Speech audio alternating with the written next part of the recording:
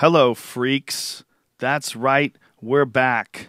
Just when you thought you had had enough of us, you will listen to this one as well. Some of you out there will say this is the last one. Other ones, this will be your first one. So for you, one day you'll get sick of me. It happens. Everybody gets sick of everything, folks. You know, eat meatloaf every day. It fucking tastes like shit. But if you were lost in the woods and you hadn't seen meatloaf for months, and you've been living off frogs, fucking pond water, meatloaf would be awesome. This episode is brought... That's not a good way to start a podcast. This episode is brought to you by Stamps.com. Stamps.com is an awesome service that allows you to bypass the post office. What Stamps.com is it's a service that allows you to print and buy U.S. postage, print it on your home computer, and right there from your desk, and then put it on packages and send them out. You don't have to go to the post office. You just hand them to the postman and say, here you go, dude, and that's it. You're done. Go to Stamps.com, click on the old schooly microphone in the upper right-hand corner, enter in the code word JRE, and get our $110 bonus offer, which includes... What are you looking for, Aubrey? That room? Yeah. There you go. Get in there.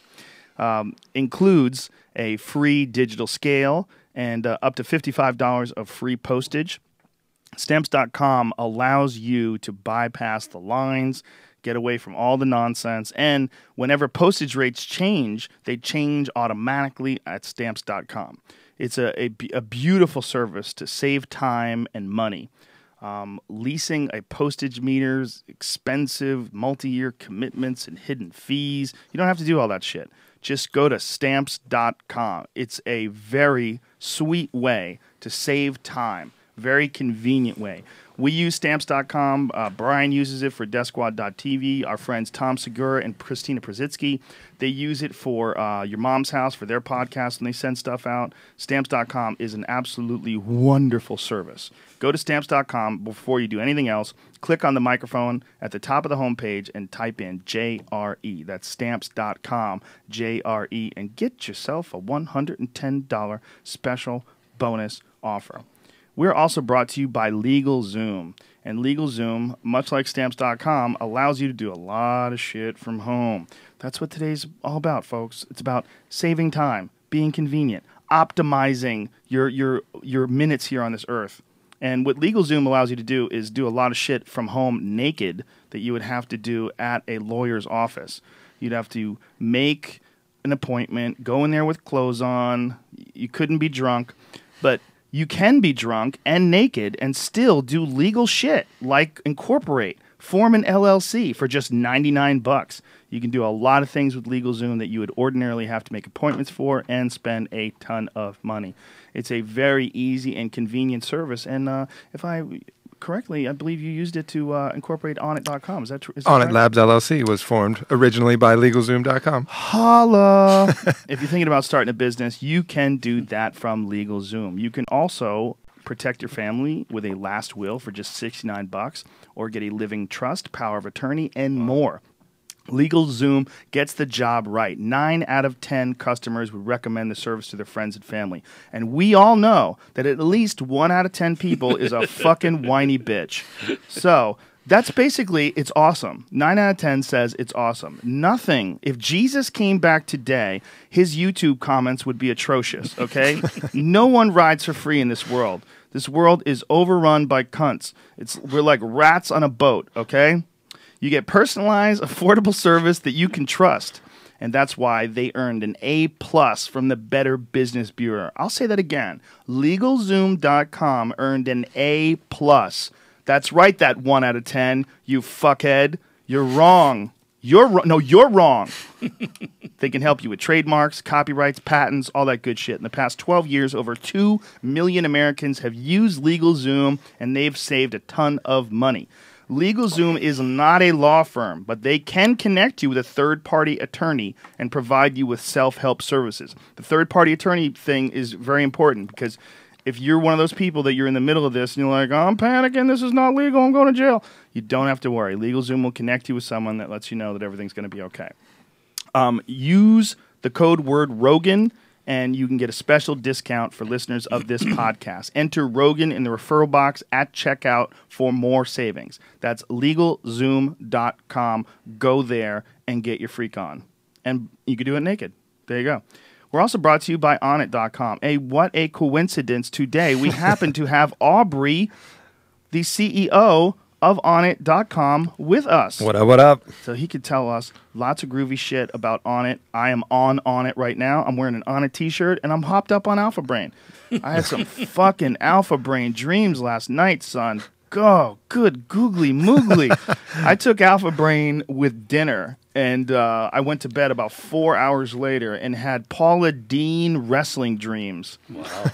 I was wrestling Paula Dean on a psychedelic rainbow. It was the most bizarre shit. There were skateboards involved, and it was the dreams. Epic. Even if Alpha You're Brain... going to get an animation of that now. You realize that you just birthed that into the ether. One can only hope. If even if Alpha Brain didn't enhance your cognitive function, which it does, and now it's been clinically proven to do so, it's worth taking just for the fucking dreams, man. Wow. I believe it's choline. Is it choline that causes those dreams? Acetylcholine helps regulate the REM state in your sleep, and REM state is the dream state.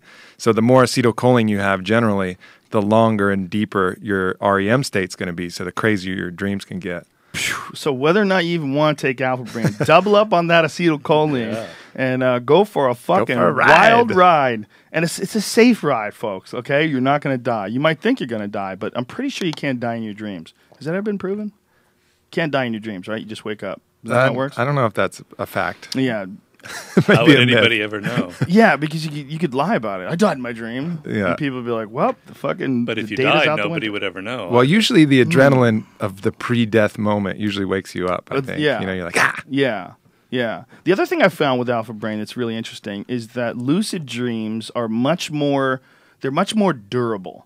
Like, I've always found that I've never taken any lucid dream courses. I've never read any books on lucid dreams. Apparently, there's a lot of strategies that you can use, and one of them I've done that I saw in one of those silly movies, like The Secret, one of those movies, The Rabbit Hole, or What the Bleep Do We Know, I think it was, where a guy was saying, go to every door that you walk through, and before you walk through it, knock on the wall and say, am I dreaming?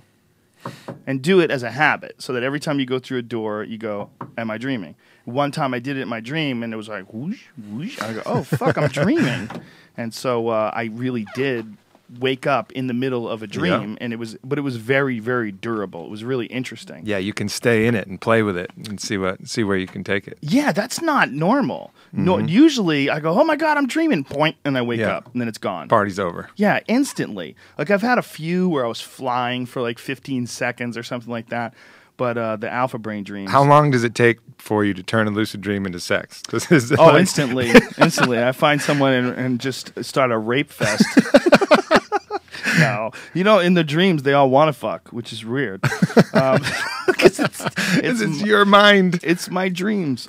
Very exciting. Since you've been here last, we were finally able to publish some of the first of a series of clinical tests. The first one on Alpha Brain. So tell some people about that, because it's pretty exciting results. Yeah, we did a pilot study just to kind of prove the concept with the Boston Center for Memory, and double-blind, placebo-controlled study. People took 2 Alpha Brain pills, which was kind of hard to figure out because we did a survey, and a lot of people take 3, but the majority still take 2. I take 4. Some people take 1. A few savages take 4. I can't get hurt by it. You and AJ Hawk take 4. Fuck yeah, AJ! A few savages take 4. So we went with 2, and and did a study testing a bunch of cognitive markers. And even with the small sample size, we had 17 people total go through. We were able to achieve statistical significance in a couple key tests: Stroop inhibition tests, executive cognitive functioning, some verbal memory tests. So some really good indications that the Alpha Brain is, having the desired effect that, all the people who take it and, everybody who likes it has been talking about. Now we have some science to back it up. So we're currently in a follow-up study with about 80 patients that's halfway through right now. It's kind of a rolling enrollment. And so hopefully we'll get some of that data at least to us by the summer, and then look at the publication and presentation schedule. But they're stoked. I actually found out after the results came out that they didn't expect it to work. Not the people who were doing it. They're like, whoa, oh shit, this really worked. Well, for folks who don't know, before we did any studies on it, there have been studies done on the individual ingredients of Alpha Brain. And that's something like people go, oh, there's no fucking, this is snake oil. It's not at all snake oil. Right. The concept behind Alpha Brain was just that they would work synergistically, which has proven to be correct. But the ingredients, the individual ingredients, there is science behind it. There's research and references. All of it's available at onnit.com. So go there if you're interested. What Onnit is, even if you go there, you're like, what the fuck are these guys doing? They're preparing for war. We're a human optimization website. And what that means is we're trying to sell you things that can enhance your cognitive function, enhance your mood, enhance your physical fitness, enhance your body's ability to do work, enhance the way your body functions. And there's a lot of stuff out there that does that, whether it's New Mood, which is a 5-HTP and L-tryptophan supplement that actually can enhance your brain's ability to produce serotonin. It's pretty spectacular stuff. It really does make your mood better. Or whether it's strength and conditioning equipment like the Zombie Bells and Kettlebells or Primal Bells, which are kettlebells that we had designed by Steven Shubin Jr. That's how you say his name? You got it. Steven Shubin Jr., this fucking awesome artist, has made us these incredible kettlebells that are also works of art. I know people that have these that don't even work out. They just have them because they're fucking cool. It's just a cool thing to have laying around your house, especially the gorilla. He's my all-time favorite. I love working out with that gorilla, man. Yeah, It makes me feel like, like I'm doing something special. I just set the top secret Monster Bell series. I know what that's coming out in 2014. Keep a lookout for the Monster Bells. I've seen some of that. Go to onnit.com, ONNIT. If you use the code word Rogan, you will save 10% off any and all supplements. All right, ladies and gents, Robert Greene is here, and we're going to get busy. We're going to talk about some shit. We're going to enhance your life. We're going to get you fired up, and you're going to fucking get shit done. Cue the music, Jamie. Joe Rogan Podcast, check it out. The Joe Rogan Experience. Train by day, Joe Rogan Podcast by night, all day. First of all, Robert Greene, thank you very much for doing the podcast. I really appreciate it. It's a pleasure to meet you. Pleasure to have you in here. I've heard many, many, many fantastic things about you, but this guy over here rants and raves, and I know you were recently on the Warrior Poet Project podcast, which is his podcast, and he couldn't say enough good things. So I had to have you in here, man. Have to learn some stuff, have to figure out what you've accumulated for all your years of research and writing books. And your books all seem to be about getting your shit together, about producing results. Yeah, starting with the 48 Laws of Power. I basically decided to enter the self-help genre with a lot of trepidation because I think it's full of a lot of bullshit. Wait a minute. Hold on. Yeah. What are you saying? I'm saying that it's filled with a lot of triacly stuff that's going to make you feel good about yourself. It's going to boost your ego a bit, but doesn't get anything. There's nothing real behind it. Right. That there's some things about life that are harsh. There are people out there that are dirty and mean that you need to know about. There's, all sorts of things that aren't being discussed in these books. Mm-hmm.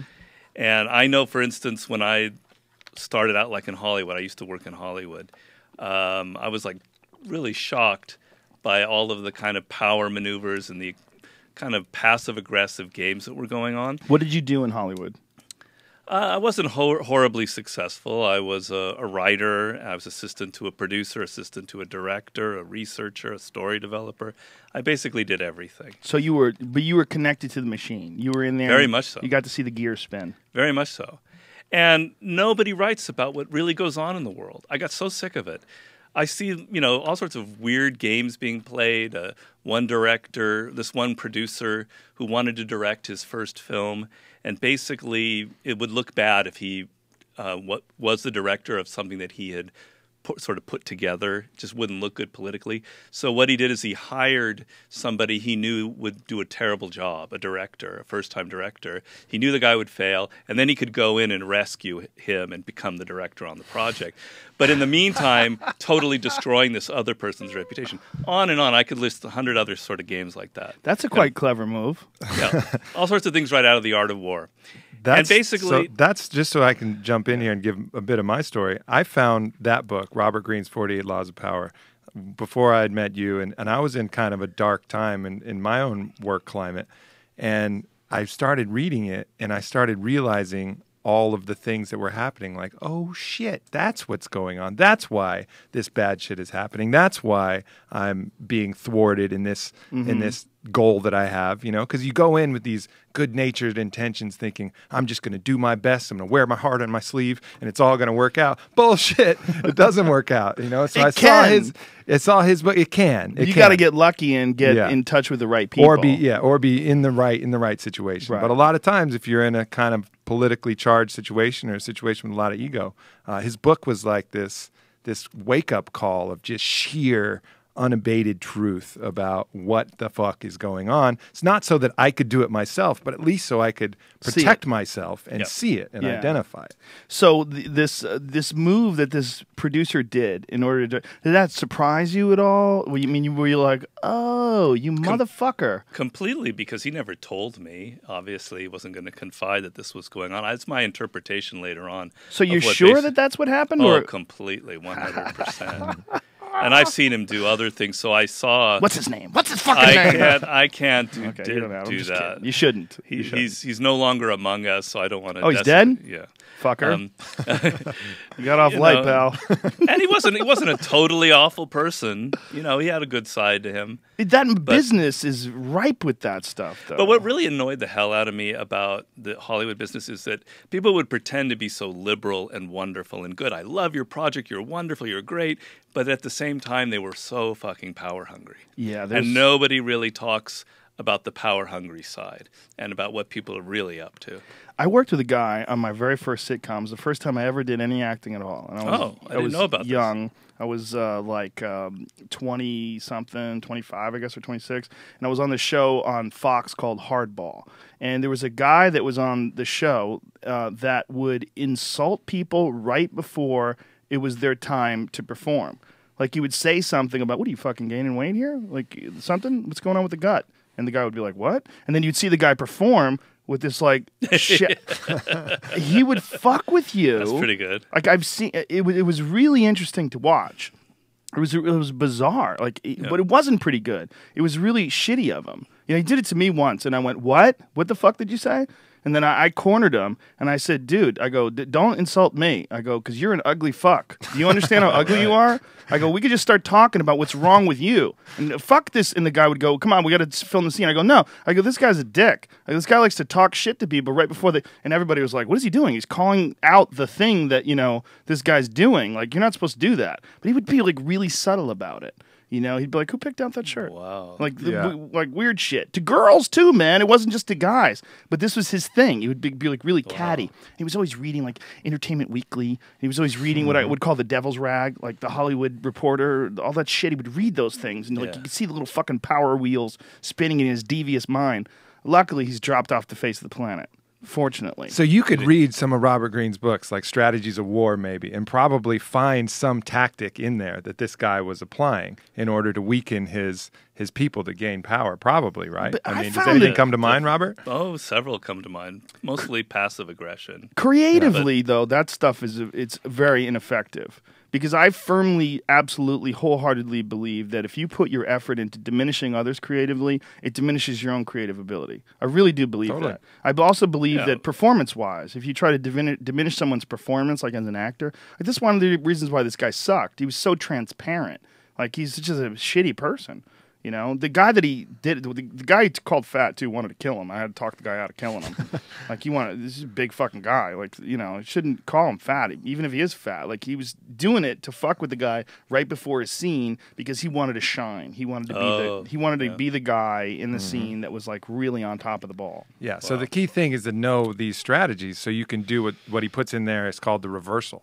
Like how to be aware of it and then reverse it. Well, the main thing is to never get emotional in these situations. If you're in control of yourself and you can do like Joe did, you can sort of see the game behind the game, then you're in the position to do something that's strategic, like he did, to play the same game back at him. Yeah, the guy had done It's mostly like a warrior. I call it kind of a warrior pose, where if you're calm and centered and you're aware and in the moment of what the other person is doing, then you got strategic options to play the game back. But if you get emotional, you get angry, you get intimidated, then forget about it. So Yeah, I would probably today respond very differently, but when I was in my early 20s, it was scorched earth. It was every time.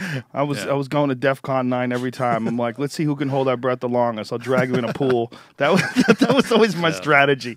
Because I was always nice to people, but as soon as people weren't nice to me, I just had that's a good way to be. very bad way of handling it.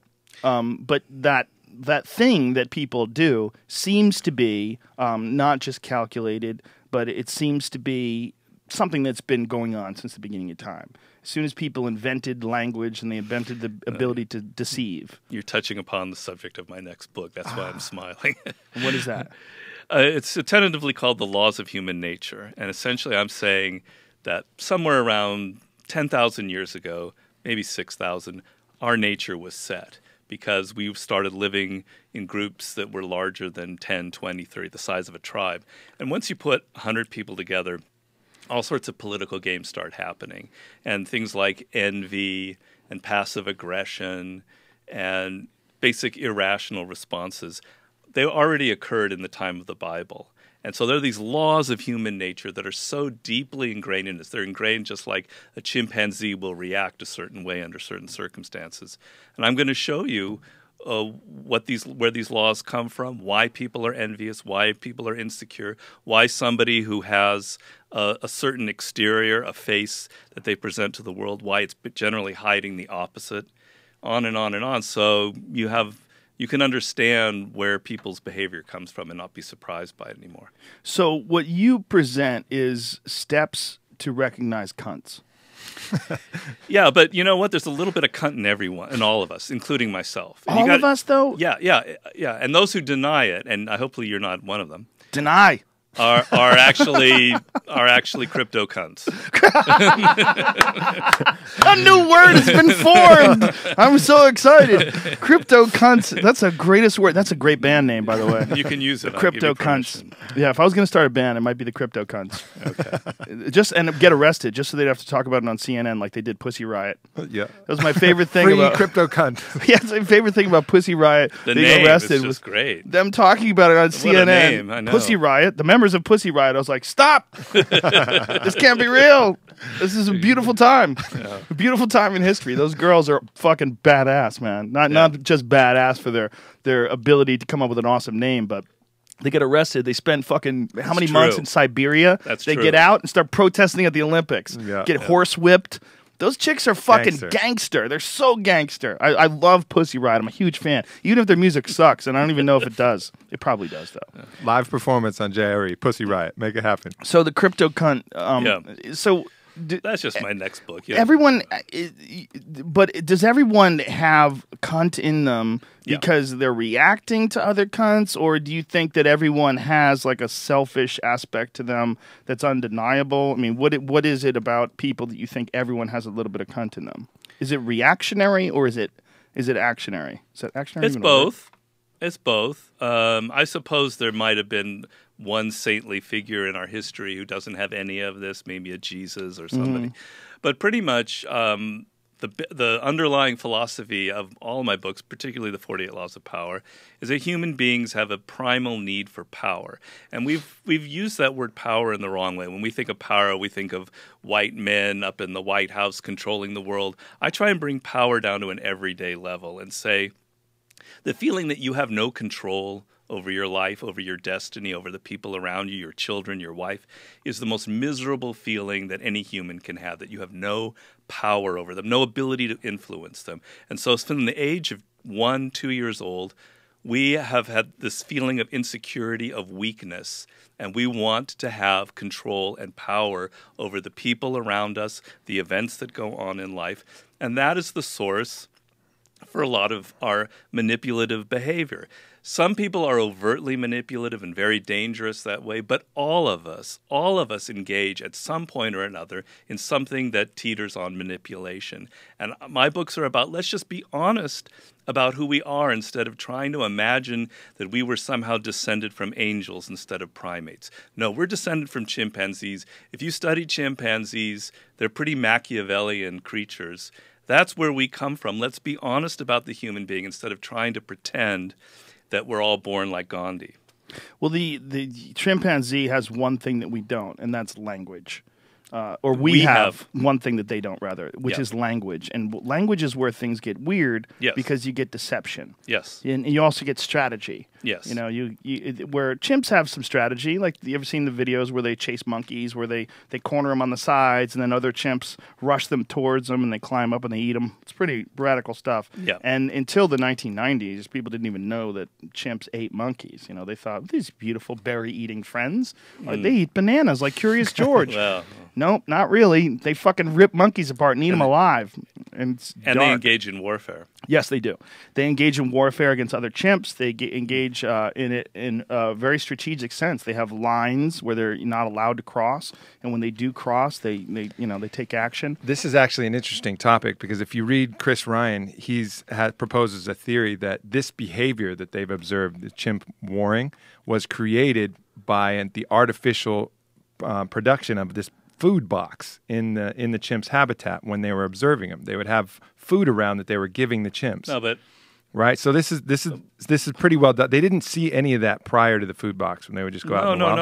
I don't know who Chris Ryan is, but I think that's very wrong. Well, let me just finish. Yes, right. So Jane Goodall observed this, but to keep the chimps around, she had a box of food.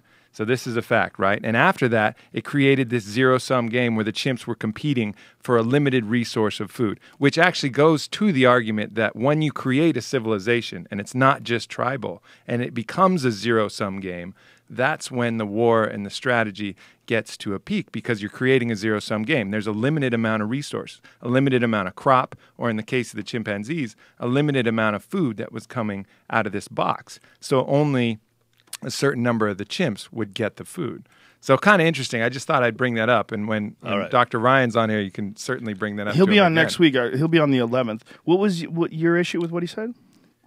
Well, it's always a zero-sum game. Why isn't it a zero-sum game in nature? Because there's always limited food supply. Right, but there's more resource you can go to. You're not competing for one specific section. You can go to more acres, more hectares of land and find, the grubs or the fruits or whatever of that area, rather than competing over. I don't want to argue with somebody I haven't read, so maybe he has a very valid point, and I haven't read it, so it's not fair for me to. But it doesn't affect your theory that once you're in civilization, these games begin, and the tighter the resources in that civilization, i.e., bigger cities, and the more closely people are working together, the more fever pitch these games. Well, I don't want to get on a tangent here, but there's a writer, a scientist named E.O. Wilson.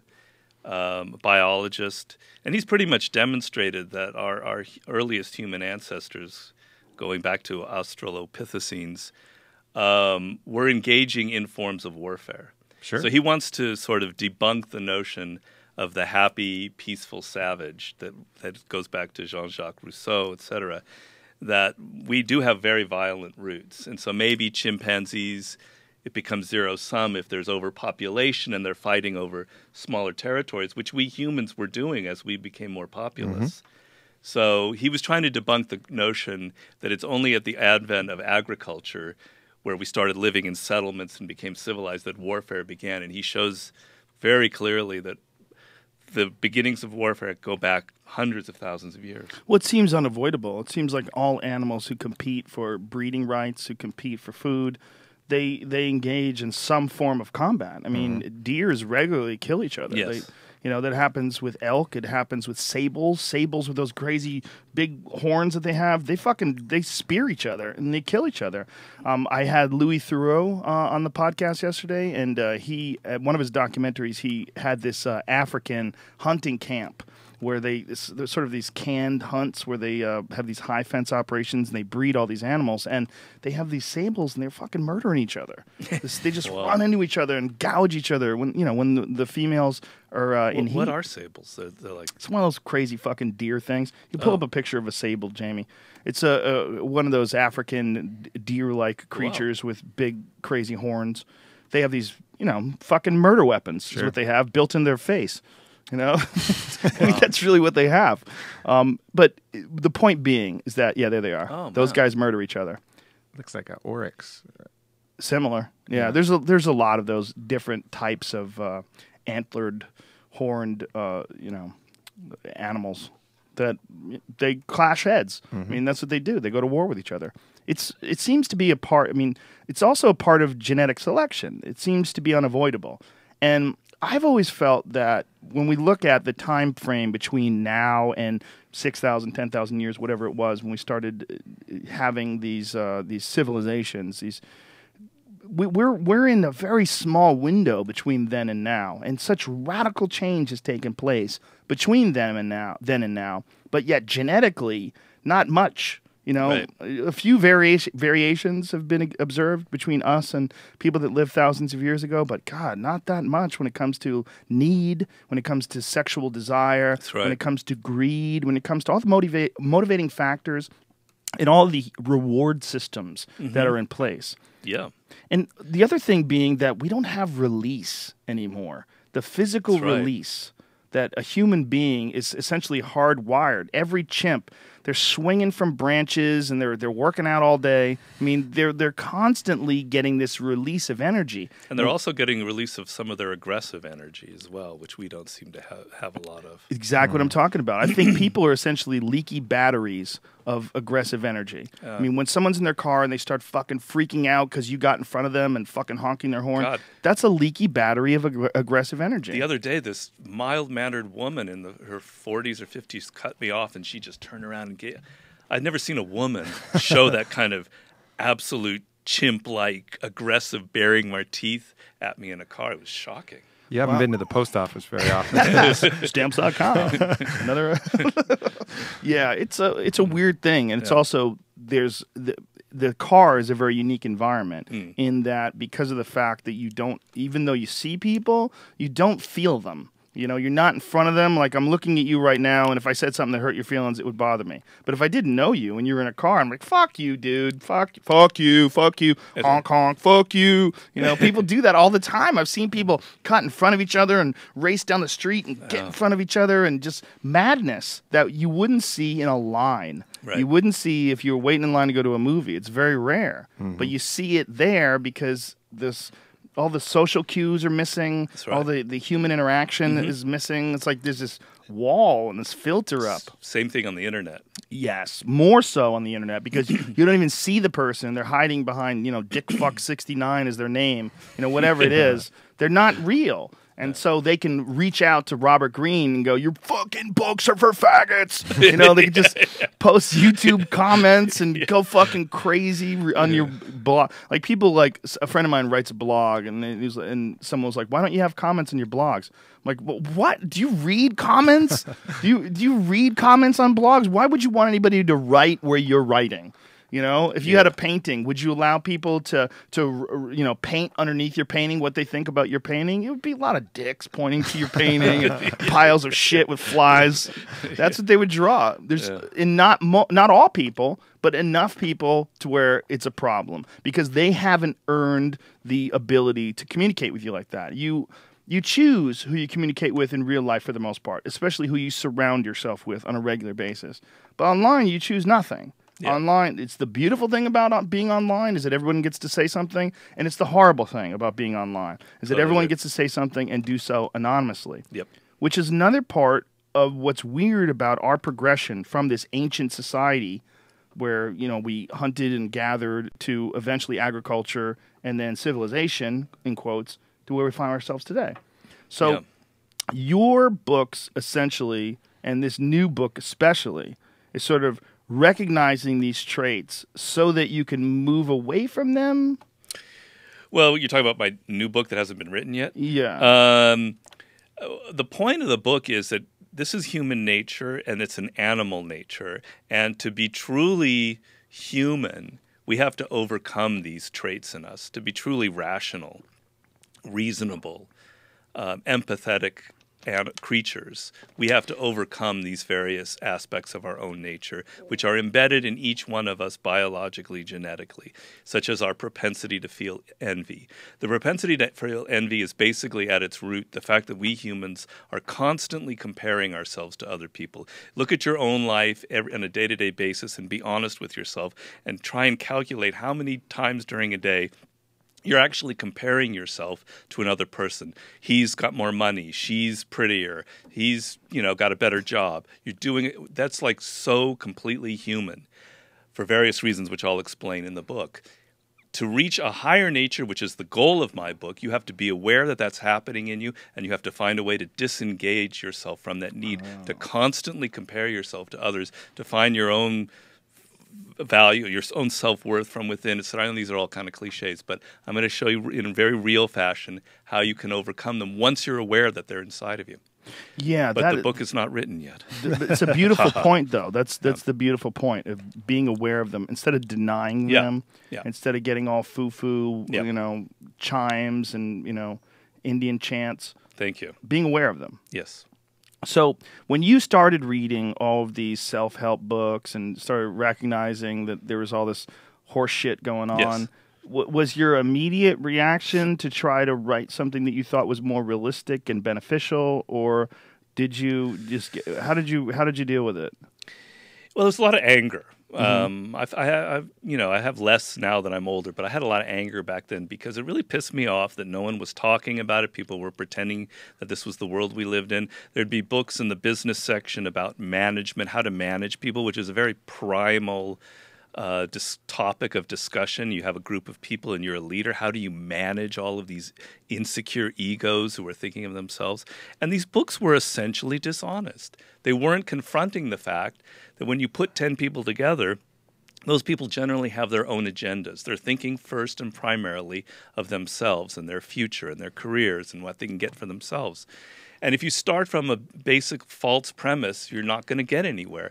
So I wanted to cut my sword through all of this thick bullshit and say, this is what really happens in business, in the music industry, in Hollywood, among lawyers, in politics.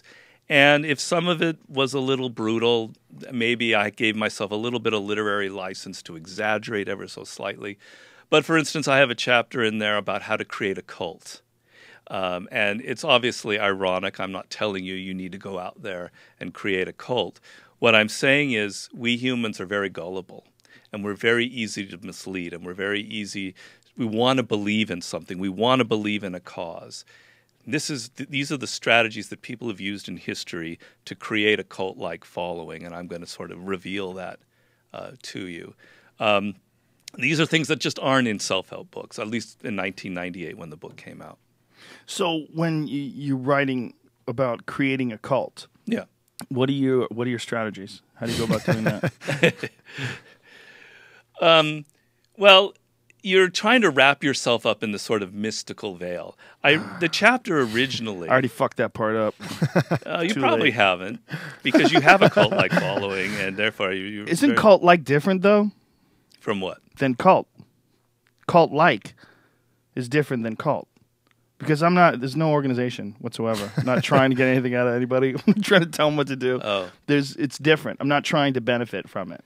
Well, you'd want to have as many followers as possible, as many people watching. Shouldn't have as many as possible. Quality over quantity. Right, okay. It's very important. Well, I don't know you in the well cult enough, business. And I'm sure you're right, though. I keep hearing you saying cunt and cult. I'm not. Oh, cult. We're done with cunt. Once you what was your term again? Crypto cunt. Yeah. You fucking knocked it out of the park with that. That's But basically, if somebody is using numbers, now I know I have the 48 laws of power, so I could be guilty of it. 33 strategies of Yeah, war. okay. 50th law. They're probably starting to create a cult because that goes back hundreds and thousands of years, not hundreds of thousands, but right. Hundreds and thousands. Thank you. Yes. Giving a sort of mystical edge to what you're doing. You're trying to make people think that you're creating a religion without a religion. And I show you the steps that people go through, 5 steps in order. And you can pretty much, if you see those steps happening, you know that this person is creating a cult-like following. And one of the steps towards near the end is creating an us versus them dynamic. It's us 1,000 followers against the whole world that doesn't believe in our theory of how of how aliens landed on the planet and started the human race. So whenever they're creating this false dichotomy of us versus the non-believers, and you know that you're on your way to a cult.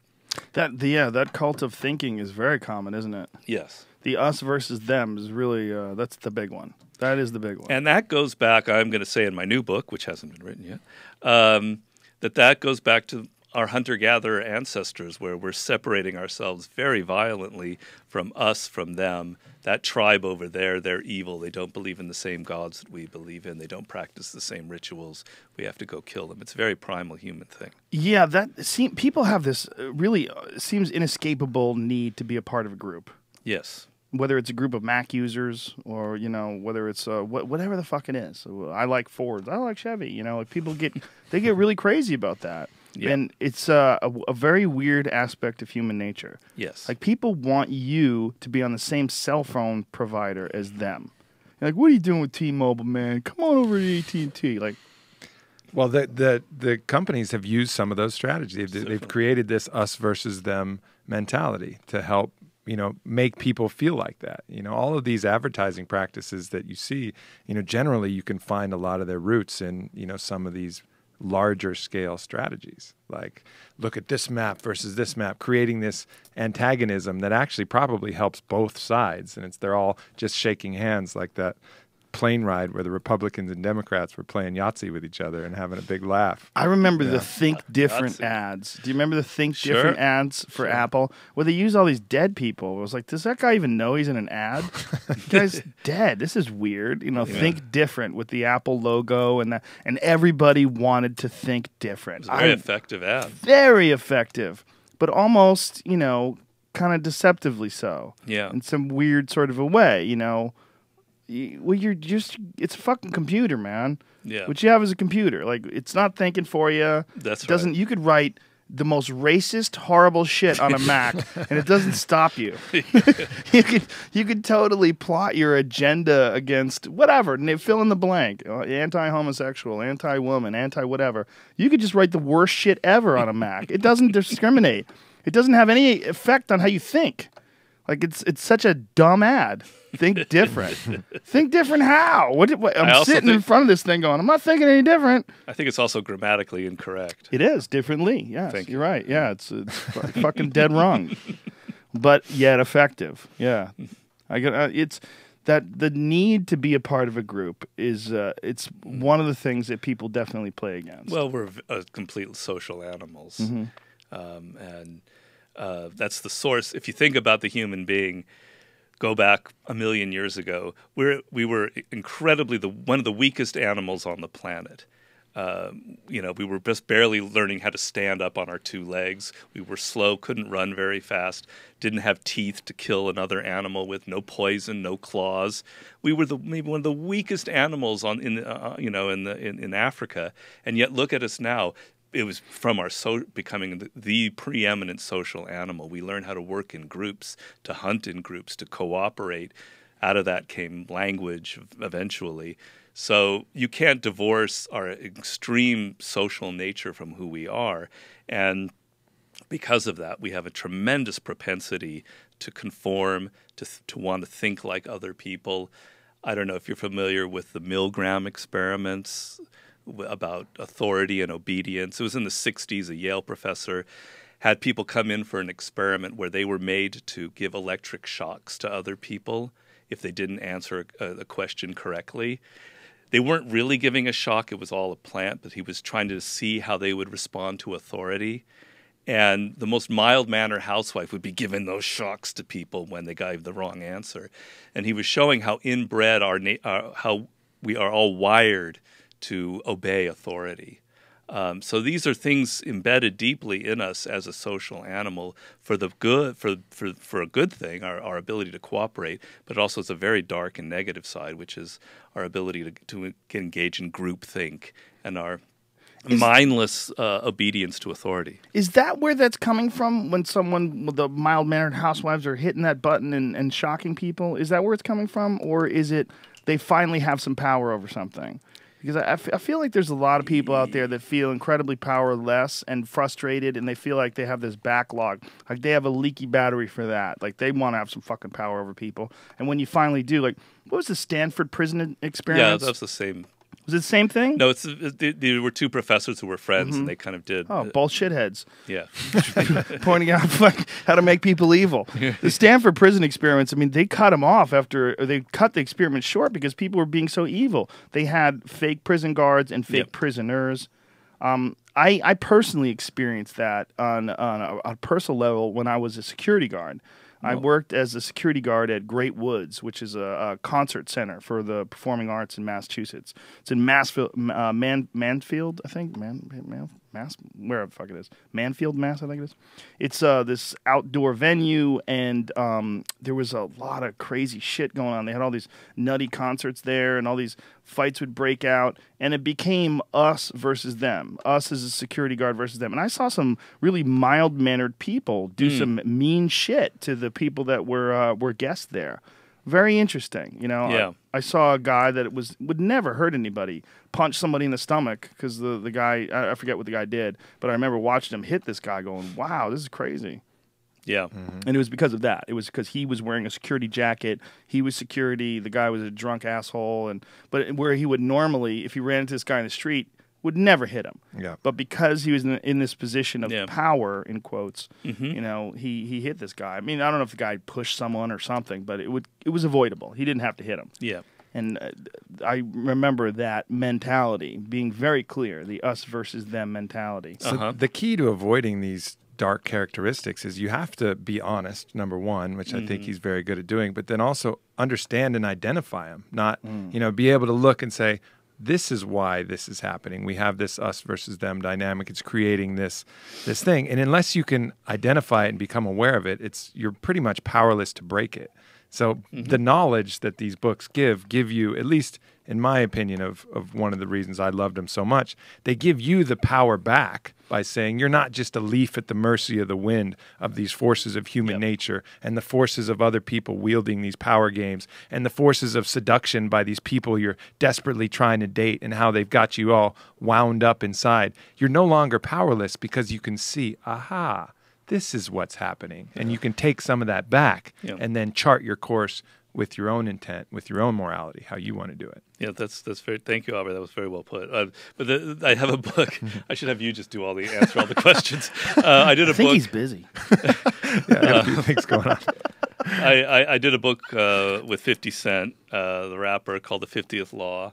And basically what I did in that book was I wanted to figure out what made 50 so interesting, so powerful.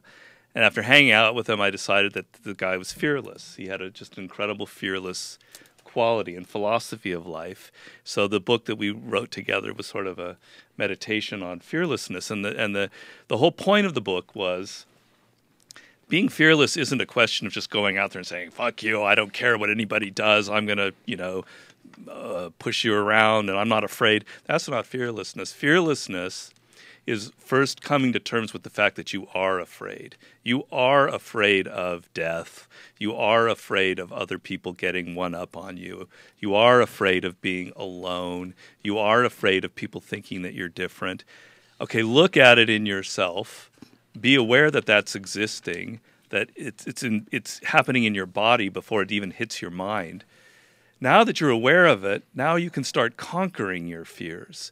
So we say it in that book, for instance, Napoleon Bonaparte or General Patton, two men who were incredibly brave, who would be on the front line of battle, take bullets flying past them.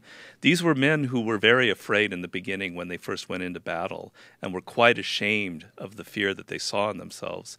And they became aware of it, and then slowly they overcame it by exposing themselves to the very thing that they were afraid of. So that's sort of the paradigm you're talking about, becoming aware of the process of these sort of qualities we don't want in ourselves, seeing how they operate inside of you, instead of saying, oh, it's always the other person. It's not me. I'm not afraid. I don't have these problems. No, you do have them. Let's confront it, and let's show you how you can rationally and in an intellectual and mindful way overcome them. Yeah, because there truly is no managing of anything that you're denying. If you're denying that it Exactly. exists, you cannot manage Well, it. that was well put, too. Oh, shit, man. You guys are much more eloquent than I am. Well, we take a lot of mushrooms, Robert Greene. That helps us confront these inner fears. Have you ever taken mushrooms, Robert? Yes, a Of big course deep not. breath. Of course he has. But I took a lot of peyote. That was my drug of choice. Just as good. Yeah, there you go. Just as I good. mean, Mushrooms. talk about a way to show you the fears that you didn't realize you have and help you confront them. You know, these things, they're really a great mirror to reflect upon yourself. hallucinogenics? Yeah, hallucinogenics. I mean, I Yeah. think that's one of the great values Yeah, that it brings is, you know, you don't know exactly what your No. deepest fear is until you do ayahuasca. And then it's like, oh, yeah, that's it. The thing that you've been showing me for the last 3 hours. Well, I guess I'm most afraid of that. Well, the thing with peyote is you never knew what was going to happen. You never knew Yeah. what one trip was never the same as another. So you always had like trepidation, like, whoa, this could be really ugly. I don't know what's going to happen. And you had to deal with it and confront it. How did you do it? Did you do it in like traditional Native American setting? No. I was in Berkeley going to college here. We would take the buttons and you take off all the little white stringy poisonous bits. And then you cut it up and you either put it in a shake or in a peanut butter sandwich. And then you go find a nice safe place. The where you can traditional peanut butter sandwich. Yeah, exactly. I mean, they would eat the it. Cherokee people. They would eat it. They taste horrible. It's not just the taste; it's the consistency. And unless you're a Native American, it's hard to stomach it. You're just going to vomit it straight up, and you don't want to vomit it because then you're not going to get the trip. So you got to trick your body into like digesting it, and so you have to put it in a smoothie. If you vomit it, it doesn't work? No, you're vomiting out immediately all of the stuff you just digested. It's interesting because it works with ayahuasca. Well, if you vomit based on the taste, it hasn't had a time to assimilate. I see, But if I you see, I vomit see. later in the Oh, trip yeah, based on it trying to clear your body, that's a different. It's already assimilated. So, Anyway. So, do you feel like those peyote experiences help form your view of things? Very much so. Very much so. You know, it just made you. It kind of connects you to reality, where there's things where you're just in a fog all the time because we're so conditioned to think in certain ways, and to have something that draws you out of the same rut of thinking and confront you with really the real world, this amazing world that's around you, has had a huge influence on my writing. And I know this next book hasn't been written, but I have another book after that has not even begun to be even thought of as written, and that's going to bring together all of my experiences on that level, a book on what I call the sublime, which I've written about in the 50th Law, and we'll write a whole book about it at one point. So the 50th Law is the one that you wrote with 50 Cent. Yes, sir. Now, what was the motivation behind that? Well, basically, my early books, meaning the 48 Laws, Seduction, and War to some extent, were very popular among hip-hop artists. Really? Yeah. Basically because, you know, the music industry, I described to you Hollywood. Well, Hollywood is kind of like kindergarten compared to the music business. They are, the real sharks are in the music business. They are pretty nasty, pretty Machiavellian. And people like 50, Jay-Z, and their managers in the late 90s, early 2000s were coming to grasp with the fact that they wanted to control their own work, to have some power and some money and become entrepreneurs. And dealing with these sharks in the music business was something that not even any kind of street life prepared them for. 50 would tell me he hustled on the streets dealing crack, saw people being knifed and killed, and dealt with a lot of danger, and nothing prepared him for the sharky, horrific games that he saw in the music industry with Columbia and Interscope, etc. So they were reading my book to help them deal with this. These are not people who went to Harvard Business School. They didn't have a book out there to help them understand how manipulative these people could be. And so they gravitated to the 48 Laws of Power. 50 was one of them, and he contacted me at some point, I think about 05, 06. He wanted to meet me because he liked the book a lot. And then we met, and we had a really interesting synergy. Obviously, we don't come from similar backgrounds. We don't look alike. We don't seem You're not from the street? I'm from a street, but I'm not Everybody the is. street. Well, were you born in a field? Everybody's born from the street. Yeah, I come from a middle class Jewish background, so I'm not quite the same as Southside Queens, but we had a really nice energy together. Like we think alike. Like I told you about that Hollywood director. Most people in Hollywood were getting so angry with him and so angry about the games that they never took a step back to figure out, oh, this is the strategy that this guy applied. And 50 was the same way. He said, I took a step back and said, this is what the guy at Interscope is really doing. So we thought alike, and we thought, let's bring two minds together that think alike but from totally different backgrounds and see what happens. That's fascinating. The music business, for folks who don't know, has been it's really a fascinating operation, and it's kind of been gutted because of the MP3 influx, and Napster was the first blow, and then from there it's like really now it's kind of interesting because the performers actually make their money from performing more than anything else. It's very difficult to make the millions and millions of dollars that the Rolling Stones and what have you, all those bands in the past made from selling records. There's no really that doesn't exist anymore in the same way. But Courtney Love wrote a piece about it. I'm sure she probably didn't really write it. Probably they said it was ghostwritten. I agree. It's pretty fucking smart, and I've seen that. She's a smart woman. Yeah. Okay, I believe you. But I don't know. Maybe not. Anyway, let's say she wrote it. Okay, let's say she wrote it. It's insane if you've ever read it, that piece that she wrote on the music business and how it really works and how they extract everything from your profits, everything, promotion, expenses, all these different things. By the time the artist gets paid for the records, they have all this weird way of doing math where it shows like no money. It shows no money's been made. They use that for not just the music business, but Hollywood. Sure do. I have a friend who produced a television show. It's a very successful television show. And it's not just... Can you stop doing that for a second? The crunching thing? Sorry, it's very distracting. The television show is not just successful nationwide. It's syndicated across the world. And the company that made this show, the production company, is claiming that it doesn't turn a profit. I mean... I'm not talking about one country. It's in 16 different countries, and there's like several versions of it with different hosts all throughout the world. And they're trying to tell him that it's not, and so he's suing them. And there's like this crazy fucking lawsuit right now. Lawsuits are just course for business. That doesn't even scare. It doesn't even make people bat an eye in those industries. But it's weird. It's weird. Like, how is it not making a profit? Did you get paid? Is that a profit? Like, is there? There's got to be a fucking profit here. Because there's all this money. Like a movie that can make $100 million can be said to have turned no profit. Yeah. Yeah. Wow. Like that's bizarre. And where's that money going to? But this fuckery, these shenanigans are sort of a lot of the stuff that you're talking about in 48 Laws. Yeah. Yeah, Courtney Love was a big reader of the 48 Laws of Power. And she used it in one of her lawsuits against the music industry. She held up a copy of the book and said, this is what you guys are using against us. Look at you bad motherfucker. You're helping out Courtney Love. Did you ever see that documentary that claims that she killed Kurt Cobain or had Kurt Cobain killed? No.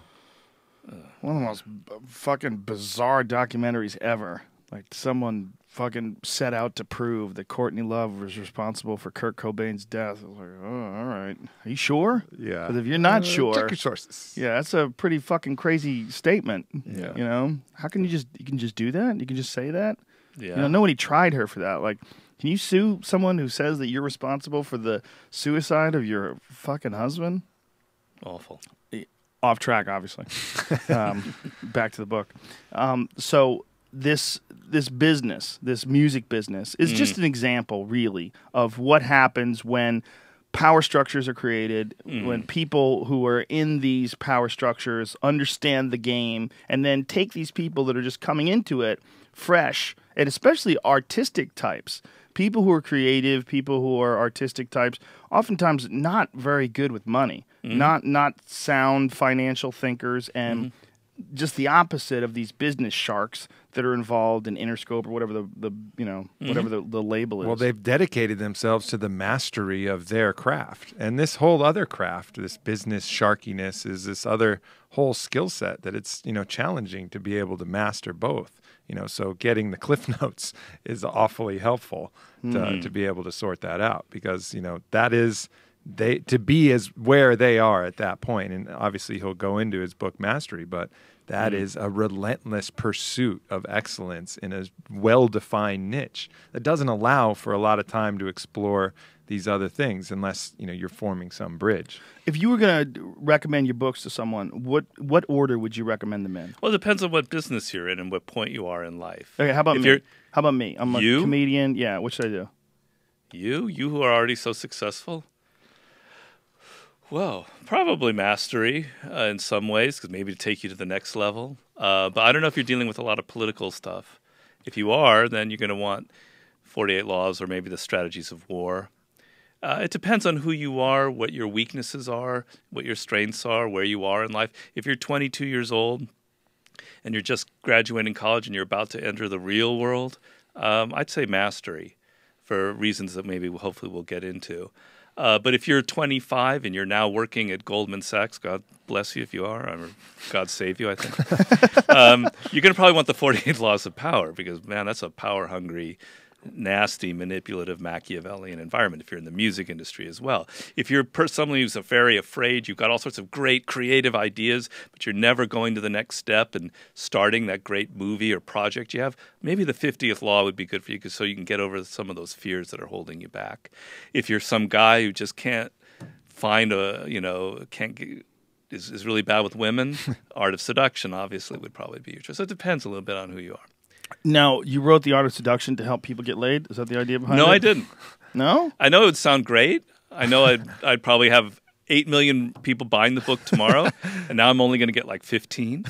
But the truth of the matter is, The Art of Seduction is about how to seduce people, how to get them to like you or love you. It's all about creating a spell. So if you want to just get laid, maybe Neil Strauss or the pickup artist, that's probably more your speed. They've got all sorts of gimmicks about how to tell a woman something in a bar and melt her resistance, and et cetera.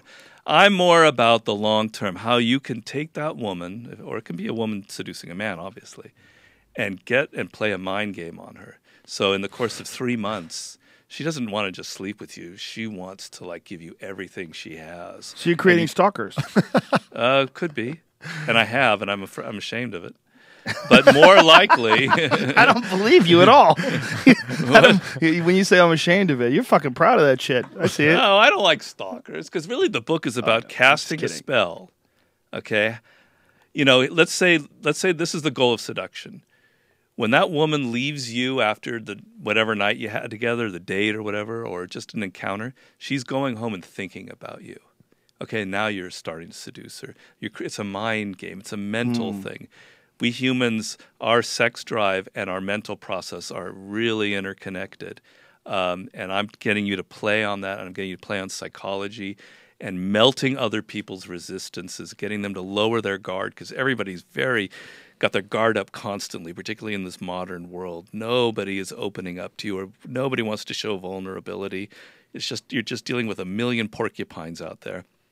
I'm showing you how to get those resistance levels down and give room to finagle your way into their head. And the converse, of course, too, which is a lot of people are getting these things played upon them constantly. Yep. And again, it goes back to the same thing. If you're not aware of the tactics that somebody's using, you're defenseless against them. Yep. You're just completely vulnerable, and you'll get sucked into this lure, this spell that they're creating by this push-pull tactic that they're using, whatever strategy that they're using, and you'll just be helpless to it. And you see guys fall for these all the time. It's something that bums me and you out personally a lot when we see friends and people we love caught in this spell that someone's woven where they can't let go despite so many other things going bad in their life. They're just trapped in it. Yep. And reading something like The Art of Seduction says, oh, she's using law number 7 as her primary means, and 13 and 17. And now I see you. Now I got you, bitch. And it's like you can switch it back and say, okay, now what do I want? Do I want to keep you around? Do I want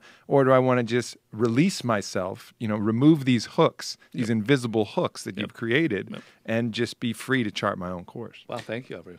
I find that a lot of people enjoy the struggle of relationship struggle because it distracts them from their own life. Distracts them. drama. Yeah, distract them from their shortcomings and achieving their goals. They put up obstacles almost on purpose. They create these interpersonal relationships that are going to ensure conflict. so they don't have to deal with success, so they don't have to deal with, they have like a built-in excuse for failure. Yep. That's very common. Yep. Freud called that Erfolgangst. And basically, that means fear of success, which is something I talk a lot about in my books. That's real, right? It Yeah. sounds ridiculous. It That's sounds like very an oxymoron, but it's real. Yeah, that's a one of the main points in Mastery. Mastery is basically a book I'm trying to get away from all of the political stuff I've described in my previous books, and here I'm going to show you how we humans can attain excellence in this world, how we can be really, really the best at what we do, because I think that's the highest form of power we humans can reach. When we're so good at what we do, then all the political games in the world can't topple us from where we are. And what holds a lot of people back is that they're really self-sabotaging. They're finding all kinds of excuses why they can't go through this process. They believe in the myth that people are born talented or geniuses are simply born that way, or that they didn't get to go to the right school, or their parents were mean to them, or yada, yada, yada, or my girlfriend is, whatever. As you said, they get involved in drama games that so fill up their mind they can't think of anything else. So I'm going to make you, in this book as well, aware of what's holding you back and these fears that you're using to sabotage yourself. That is one of the most frustrating things to me when I'm talking to someone and they have these built-in excuses for why they can't do what they want to do. Like, give me some of these excuses that you hear. Well, I have a friend who wanted to be a comedian. He wound up not being a comedian. He doesn't have children. He doesn't have a wife. Doesn't have a mortgage. So it's not like he has this job that he has these responsibilities to feed his family, so he's stuck in this job. But he was like, well, you know what, man? I missed the boat with comedy. If I had started in the 90s, everything would have been great. I go, what are you talking about? There's people that start right now. There's open mics right now. Go to Tuesday night to the Laugh Factory. There's a fucking line around the block. They get there at 9 a.m. and they wait in line. You should do that too if you want to do comedy. Oh, man, I can't do that. I'm 30 years old. Do you think the fucking line gives a shit at how old you are, man? The line has no idea about your age. The line is there. The microphone is on for an 80-year-old man. If an 80-year-old man talks in that microphone, it makes noise just like a baby. If a baby cries into that microphone, it also makes noise. Like, what are you talking about? Like, he and I got into this crazy debate about it. He's like, look, man, it's easy for you to say. You're already successful. I'm like, look, dude, it's not easy for me to say. It's hard for me to hear because you're fucking yourself. You want to be a comedian. And if you think you're funny, and by the way, you don't even really have to be funny. You just have to have the ability to figure out how to become funny. And that's self-analysis, objectivity, and work. That's what it is. But you're already creating this insurmountable barrier. You didn't start in the 90s. Like, what are you fucking talking about? In the book, Mastery, I interviewed 9 modern masters to sort of embed them amongst all the ancient masters that I talk about. And one of the 9 modern masters I interviewed is a woman named Temple Grandin. I don't know if you've heard of her. No. Temple Grandin's like a very famous animal behavior scientist. And she was born with autism. And at the age of 2, was basically going to be put in a mental institution for the rest of her life because she was severe autistic. She couldn't learn language. She was just the kind of kid you see who's just banging their head against a wall. Wow. She was severely autistic. And through a process I describe in the book, with her mother's help and a speech therapist, she slowly got to, at the age of 4, to be able to start speaking and going to schools. And I show the process that eventually led her to become a great scientist. Now, if somebody born with severe autism at the age of 2 is going to be institutionalized for their whole life, can become a master, then there's no fucking excuse for some 30-year-old who has no barriers like that at all to ever get to that point. That's really the reason I put it in there. If somebody like that can overcome their limitations, then there's no more excuses allowed. Well, there is one excuse. He's a weak bitch. Well, that's the excuse. And my advice, don't be a weak bitch. It's so simple. Break it down to that. Yeah. My other advice that I always give out is be the person that you pretend to be when you're trying to get laid. Whoa. If you can just do that, just be that guy. What would that guy do? Be that guy and let it become you. Wow, that's something I never covered in The Art of Seduction. Damn. Yeah. Be the person Be the hero had in a your own chapter. movie. That's the other thing I say to people when people are they feel like their life's. Pretend you're a fucking loser in a movie. You woke up today, the same scenarios you always see. Guy wakes up, makes a fucking blender full of pizza or whatever they do. You know, get their life together, smoke a cigarette, and realize you're a failure. You're the bills are piling up, the phone's ringing off the hook from bill collectors. What would the hero in the movie do right now? Do that shit. And it works. It works with some people. Other people, they find excuses to not do it. I got that advice from a family friend one time, and I was terrible at dating till I was about 22 or so, 21. I was awful. I was way too nice. I was so doting, and it wasn't even the real me. I was just playing this over nice person, and people hated it. It was the most repulsive. Isn't that weird? They hate you being nice. Yeah, it was the most repulsive thing I could have done. True. And so he told me, he's like, just analyze your actions and what you're saying and ask, what would Bruce Willis do? Because at the time, that's who was like the big, action hero or whatever. And My advice that helped change the game for me. Is stay nice, but be willing to walk away as soon as you expose that someone else is not nice back. Be nice always, but then as soon as someone's not nice back, say, all right, good luck, take it easy. Not need them at all. If you don't need them at all. The problem with nice people is they're needy motherfuckers. It's not just nice. The reason why they're being nice is they need you to like them. You could be really nice and not need people to like you. And if they don't like you or they don't want to be around you, you're fine with it. Then they freak out.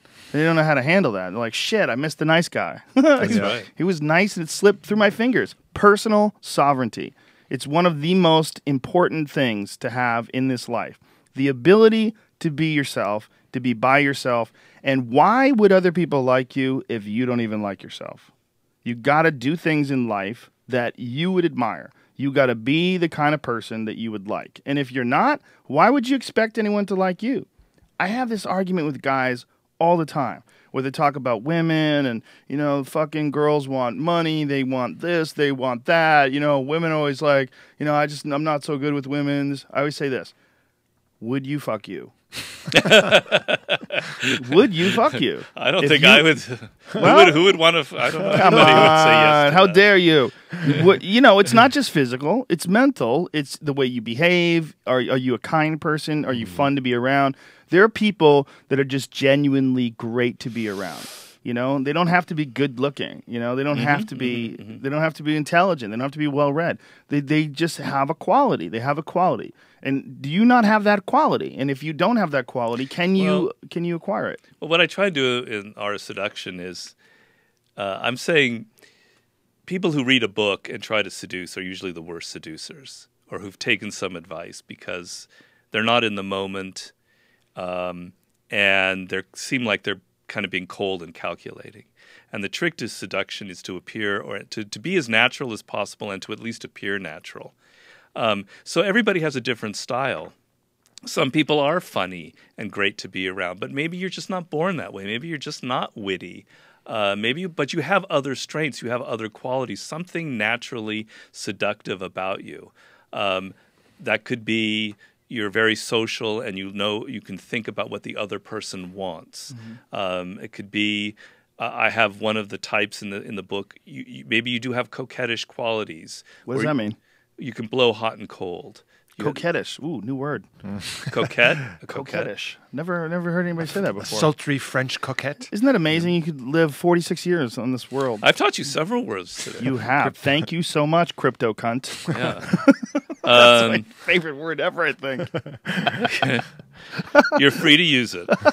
Just as long as Everyone's you- using it now. It's the world. That kind of what you're saying. It kind of reminds me of Well, I what didn't you get- talk about I it. didn't in finish, that. but go ahead. That's all right. Yeah, no, go ahead. You can finish. Well, it No, it's reminds really- me a little bit of what you're talking about in mastery of going with Yeah. your natural inclination that is Oh, yeah. that is going to be the best thing. Like going with that vocation, whatever makes you that unique individual. Yeah. It's almost the same in seduction as it is in Yeah. mastery. Pursuing that channel, that venue of what is going to bring you out your very highest true. qualities is going to lead to the greatest success, no matter what it is, seduction or mastery. Yeah, I'm trying to make the point in mastery that you're born with a key to success. Every single human being is born that way. I'm not trying. This isn't some new age bullshit that I'm trying to peddle here.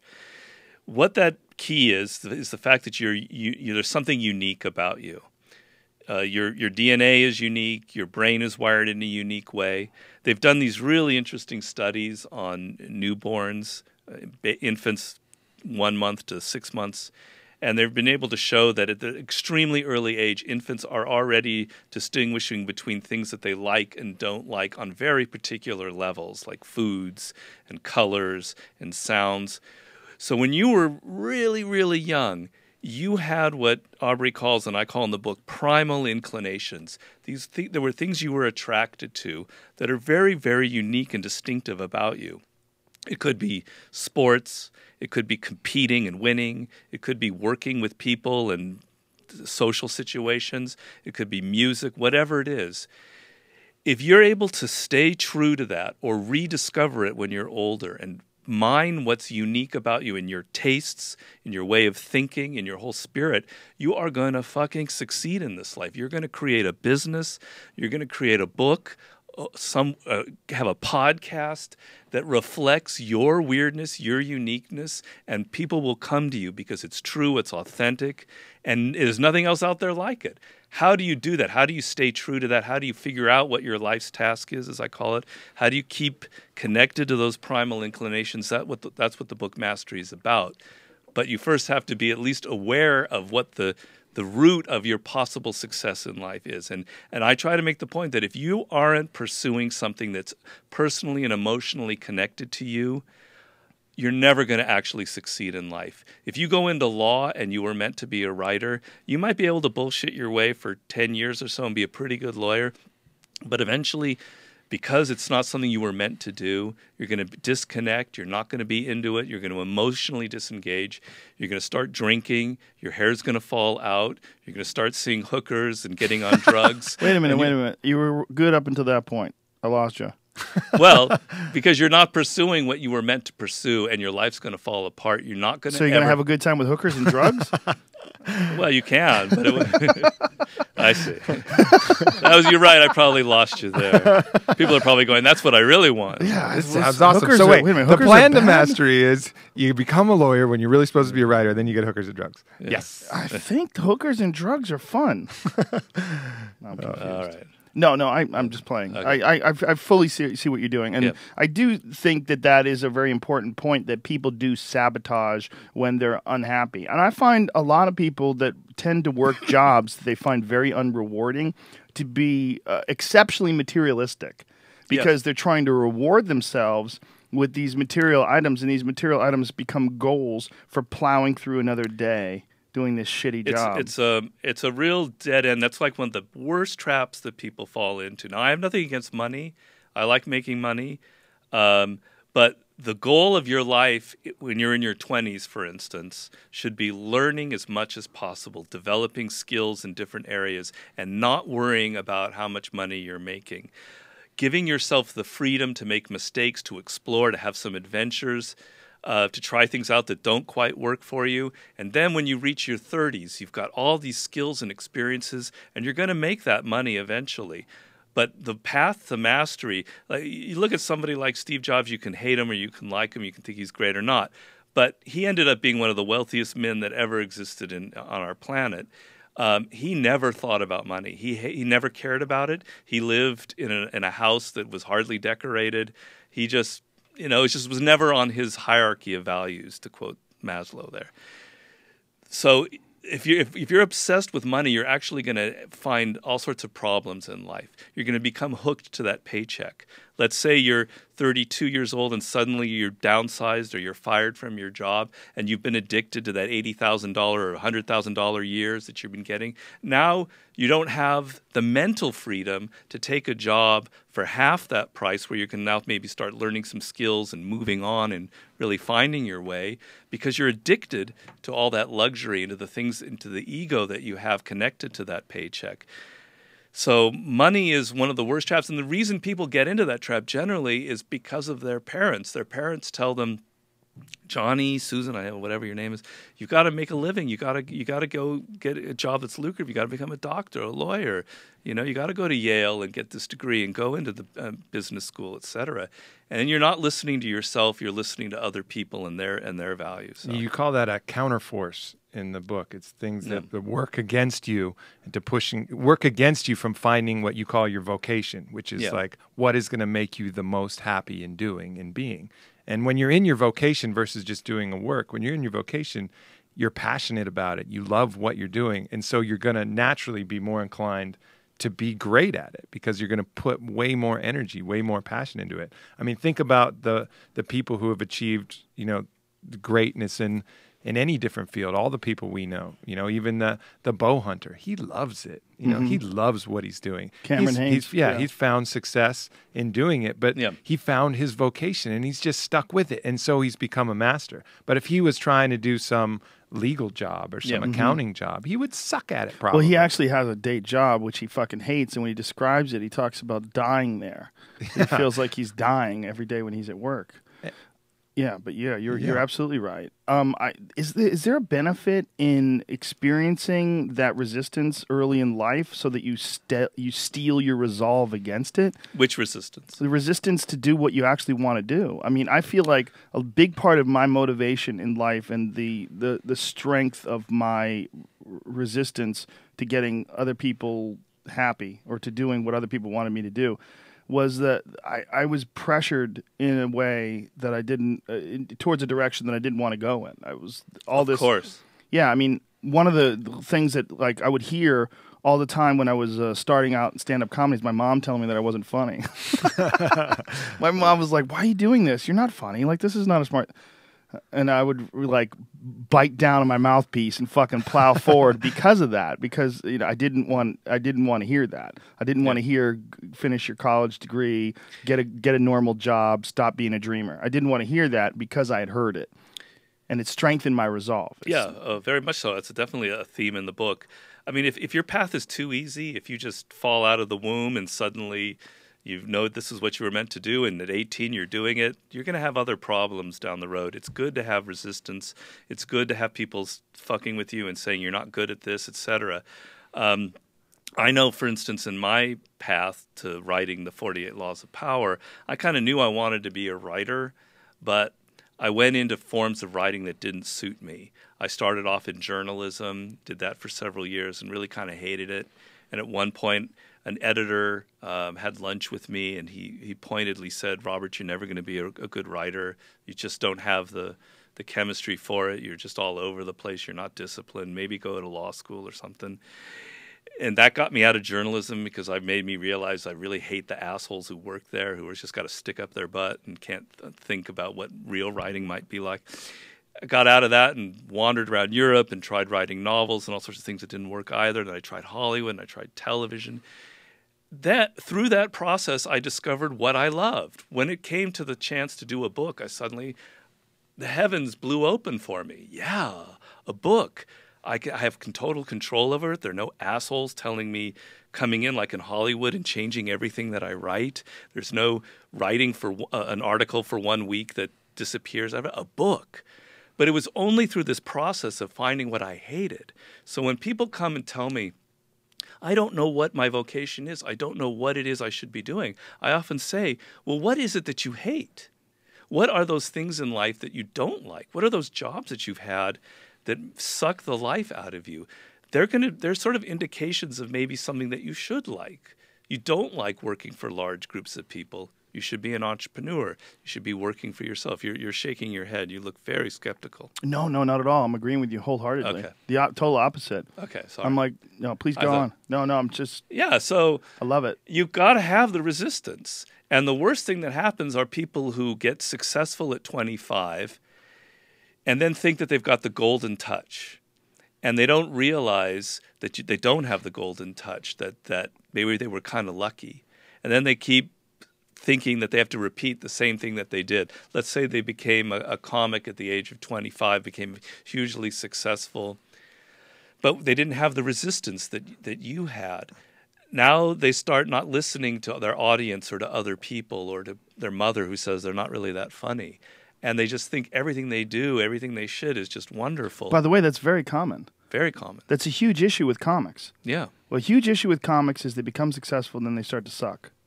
It's a real issue. Like with some of the greats. I won't name names. I think what happened to Woody Allen, I mean, he's an older guy, but, you know. I disagree with you there. Okay. Because his movies, some of his movies are fucking brilliant, man. Blue They're Jasmine brilliant. was great. It was a great movie. Midnight in Paris was fucking fantastic. It was a really good movie. I think he's just a crazy pervert. I think that's the problem. I think what we don't like to admit it, but what fuels Woody Allen is he likes getting his dick sucked. You know, he's a freak. You go back and you ever seen Woody Allen's young stand-up? He was hilarious. He was really good. I thought he was much funnier back then than he is now. Oh, he certainly is, but he also wasn't exposed like he is now. No. He isn't hated and vilified like he is now. Yeah. I mean, he became a pariah. I mean, he became like a real freak. Yeah. You know, we were talking before the podcast. I was saying that the sound of clicking, I was putting something on Twitter, and I was like, I'm going to miss that if they ever get rid of that. Like, the sound of clicking is like so, I don't know, rewarding to me or something like that.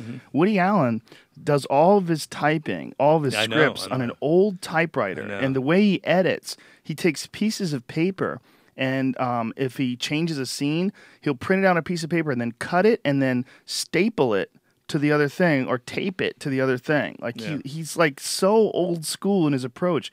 He uses the same typewriter that he's always used for everything. Yeah. Well, it's probably because he's fucking terrified to go on the internet. If he Googles Woody Allen, you know, whoever you are, Jesus is first word's going to be cunt. You know, if Jesus ever gets online and Googles his name. But for Woody Allen, I mean, the fucking hate and the vitriol that guy must experience on a daily basis, just looking people in the eyes at a restaurant must be like really pretty fucking intense. Yeah. I think that phenomenon that you're talking about with comics, it applies to pretty much everything, athletes, entrepreneurs, because if you use this resistance of you're, you know, struggling, trying to get to the top, people telling you you're not going to make it, you'll never be a champion, you'll never, you know, start on the basketball team, you'll never do this. And then once you get there and once you achieve that kind of opposing force that allows you to bring out the best can kind of go away. It's why it's hard for teams to repeat championships, you know, and things like that. It's an interesting phenomenon. It's almost like, you know, you need this kind of heat and resistance to create the greatest out of yourself. And when that goes, you have to look elsewhere and find it in other things. Yeah, you can't make steel without fire. That's right. I have a story in the book of Freddie Roach. He was one of the modern masters that I interviewed. I love Freddie. Freddie's an amazing guy. And the story of Freddie's really kind of a model for mastery in a way. And basically, I'll summarize it quickly. His father was a fighter, and he got all his boys into boxing at the age of 4. They were already in a ring, boxing away at the age of 4. And so from that age onward, Freddie was boxing on an amateur level. And at one point in high school, just like your mom, his mom said to him, Freddie, you're not really very good at boxing. Why are you doing this? Your brother is so much better than you. And that got him really pissed. So he went back into the gym and he started training twice as hard. And he suddenly got better than his brother. And not only he started getting really good, got on the Olympic team, became a professional, I think at around the age of 18 or so. And he had a boxing career as a professional for about 8 years. And he was good, but he wasn't great. He was kind of slow, and he started taking a lot of punches, and it had an effect on him. And finally, at the age of 26, people were saying, Freddie, you better retire. Something's really bad's going to happen. And so he retires at the age of 26. And if you think about it, for 22 years, boxing was his whole life. It's all he ever did. And now it's finished. It's over. His career is over. And it's just, he's ready to go on a downward spiral to suicide or something bad. And he gets a job in Vegas as a telemarketer because he'd been living in Vegas and fighting, and he's drinking heavily in the daytime because his job's at night, and then he goes does a telemarketer. He's on a fast track to suicide. And one day he decides to go back to the gym where he used to train under his old trainer Eddie Futch, and he's just watching the fighters there like he used to be trained, and he decides, hey, I'm going to maybe help this one guy out who's not getting any attention right now. And in that moment, he sort of realizes, wow, I like teaching. Like, maybe this is what I was meant to be. And he starts coming back every single day. He's not getting paid, The trainer isn't hiring him. He comes on his own, and he starts helping out the fighters. And he slowly realizes that training is the ultimate job for him. He loves competition. He loves winning, but he doesn't have to take a punch as the trainer. He can in the training area with his large mitts, but no punches to the head. He can strategize, he can win, he can compete, he can do all the mind games that he loves, and he can give these years of experience. The reason why I consider this a model is it took him a path where he sort of looked like he was going downhill, where there was nothing left for him to do, and suddenly just a chance encounter made him realize what his real task in life was, and all that experience that he had now could be applied to becoming the greatest trainer, boxing trainer of our era, and also a mixed martial arts trainer. And so people always say, well, you know, I can't make it. I don't know what my path is. I can't figure it out. I'm too old, etc. It's not a question of what age you are. You can always take the experiences and mistakes that you've had in life, and if you still got some guts and you're not a whiner, you can find a way to apply those skills in a new way that's going to be something that more engages you personally and emotionally. Because in fact, he really wasn't meant to be a boxer. His father had pushed him into it. What he was meant to be was a teacher, because he's fucking brilliant at it. So that's sort of like the model of the path that is for you. It's not all rosy. It's not all instantly finding, you know, the perfect job. It requires some pain, some defeat, some loss, some really tough moments, and then it's going to click together as long as you don't give up. Here, and it is important to experience the loss. It's very important to feel the lows. If you don't feel the lows, you won't appreciate the highs. And right. People in this day and age, they want instant coffee. You know, they want instant gratification. They want everything to come to them with very little work. They want to win the lottery. Right. You know, and winning the lottery is probably the worst fucking thing that could ever happen to you as a human God. being. Yeah. I think back, I played the lottery once. I won a free ticket. I played it again. I lost. I'm done. That was it. I never played the lottery again. I'm the same way. But what if I fucking won, man? What if I won $100 million when I was 21? I would be the biggest fucking loser of all time now. Yes. I probably would. No kidding. The money would be gone. I'd be suicidal because I blew through $100 million. But it's what happens. There's a reason why so many lottery winners burn through that money. And it's because you don't know what it is. You didn't earn it. That's right. It's not yours. It's crazy. What you've done is you've found a weakness in the system. You've exploited it because the system is designed to steal money from people and get those dummies to spend all this money on a fucking lottery ticket. It's legalized gambling, and the state profits from it not just once, but twice, because they don't just take the money, your tax dollars, okay, the money that after you spent all your money on taxes and all that, just what you've got left over, then you buy a lottery ticket. Well, guess what? All that money goes into a pool. The government takes a piece of it, always, and then when you get paid, they take half of that. They fuck you every way, coming and going. And you get all that money and you still blow it. You still blow it. You can't keep it. Almost no one does. You can have a million other fucking parasites trying to steal it from you, and because they know you don't deserve it. It's a mad pursuit. The way you appreciate money, whether it's $1 or $1 million, is when you earn it. You work hard, you experience the loss, you go through the trials and tribulations, and then you get it. When I look back at my path, I'll just say real quick, when I look back at my path, you know, I got out of school and I didn't know what the hell I was going to do and already felt terrible. I had some idea that I was already going to be in my vocation doing something great by the time I finished college. Well, that didn't happen. You know, I was successful in a variety of different things. I kept trying, but not really, nothing that I could really hang my hat on. So I was really anxious and antsy, and I kept trying things. I started a marketing company. I sold fake vaginas. I worked for a pharmaceutical company. Fleshlight. Wait. Yeah, Fleshlight. yeah, Fleshlight. The largest fake vagina company. This is a tangent we don't need to go down. Vaginas for what? For fucking. Stick your penis in them. It feels better than jerking off. And I was working with oil and gas companies, but every single thing, it was like the universe came and just bashed me on the head. Something didn't work out. You know, I'd even get options in this company that was going to strike, you know, they were fracking some gas or something like that. I didn't really understand it at that point.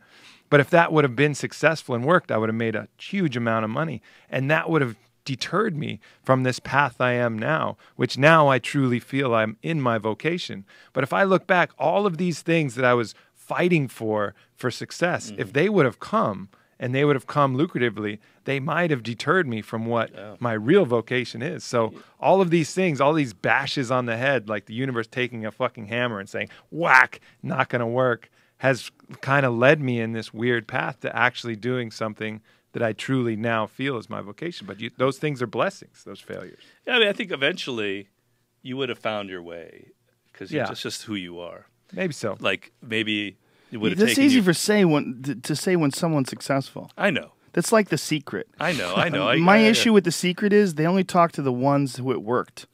Like, I was hanging out at the Comedy Store once, and my friend Kelly Kirsten, a very funny stand-up comic, had a friend that came with her to the comedy show. She seemed like a very nice person, and she was talking about The Secret. And this is the first time I met her. And she was going on about, I'm going to have this and I'm going to have that. And because I discovered The Secret. And, that movie where it tells you to manifest your own destiny with your imagination, you can make things happen. She had decided that because she had this belief in this system, this secret thing, that she was going to somehow or another be super successful and find the man of her dreams and be rich beyond her wildest imagination. Then I ran into her many years later. She came to another comedy show that I had at the UCB, and I remember she was very nice. So I was talking to her. I was like, "Hey, how you doing?" I talked to her once, and then I talked to her twice. These are the only two times I ever had interaction with this woman. She seemed very nice, but I'm talking to her, and she's like, "I don't know why it's not working." It's like my relationships are terrible. I can't cut myself off of these bad relationships. My father always wants money from me, and he's always broke and he drinks. And it's like she's like, I thought that I was going to be able to create my own life, and it's just not working. And The Secret, when you watch those fucking shows, it's only the people that succeeded. They're like, I drew a picture of the house that I wanted. And 10 years later, I'm living in that house. I set a goal. My goal was $10 million. I have $10 million. The secret is real. Well, there's a person out there that drew a picture of a fucking castle on the moon, and they're still in Pasadena. They're like, where's my fucking castle on the moon? Right. You ain't getting there, bitch. Okay, it's not that simple. And when you're dealing with a very biased profile, you're only talking to the people that are successful. Yeah, well, I mean, one of the things in the laws of human nature coming up is this idea that if there's something that's easy that someone's trying to peddle, it's a deception. It's a con game. We humans want to believe in something quick and easy and simple. And if we believe in something, that means it can't really be real, if we believe it because of that. In other words, we want to believe that that God will grace us with, if we do perform certain rituals, or that we can make a lot of money by just following the secret. The truth of the matter is that to get really successful, to make money that lasts, it takes hours. It takes 10,000 hours. It takes 20,000 hours. It takes a lot of work, tedious work, drudgery, boredom, moments of challenge, defeat. That's the reality. So anybody that's trying to tell you that is not the case, that there are shortcuts, they're con artists. Okay, that's just pure and simple. They're con artists. And one thing I'm trying to show in Mastery is that we humans are geared towards pleasure. We don't want to do things that are naturally painful. We are immediately attracted to things that offer us some kind of pleasure or reward. And the problem is too many things nowadays offer pleasures that are immediate, instant rewards. A movie or a video game or something like that, or a drug, where without much effort we get a feeling of relaxation, pleasure. And what I'm trying to show in Mastery is that there's a different kind of pleasure that you want to train your body towards aiming at. And that's a pleasure that comes from conquering yourself, from learning something deeply. As you're taking up, or you've been doing archery for some time, it's probably not too satisfying the first few days that you were doing it, or first few weeks. It was a challenge. There wasn't much creativity involved, etc. But if you keep doing this for 5 years, 10 years, suddenly you reach a level of pleasure that no video game could ever begin to supply you. And I want to reorient your whole value system towards this other kind of pleasure that comes from conquering yourself, getting discipline, getting skilled at something, becoming really good at it, and feeling incredible a sense of fulfillment, as opposed to all those immediate rushes that our culture tries to peddle. That's such a huge point for satisfaction in life. I feel most relaxed after I've worked out really hard. Yeah. And not just physically because I've blown off all this steam, but because I did it. You know, I'm a big fan of being uncomfortable. And I tell that to people and they go, what are you talking about? Like, look, nobody likes sleeping in more than me. I mean, maybe you do, but I doubt it. I love it. I love sleeping in, but I don't do it. Okay? I get up. I get up when I have to get up, unless I can. You know, I mean, I did all my shit.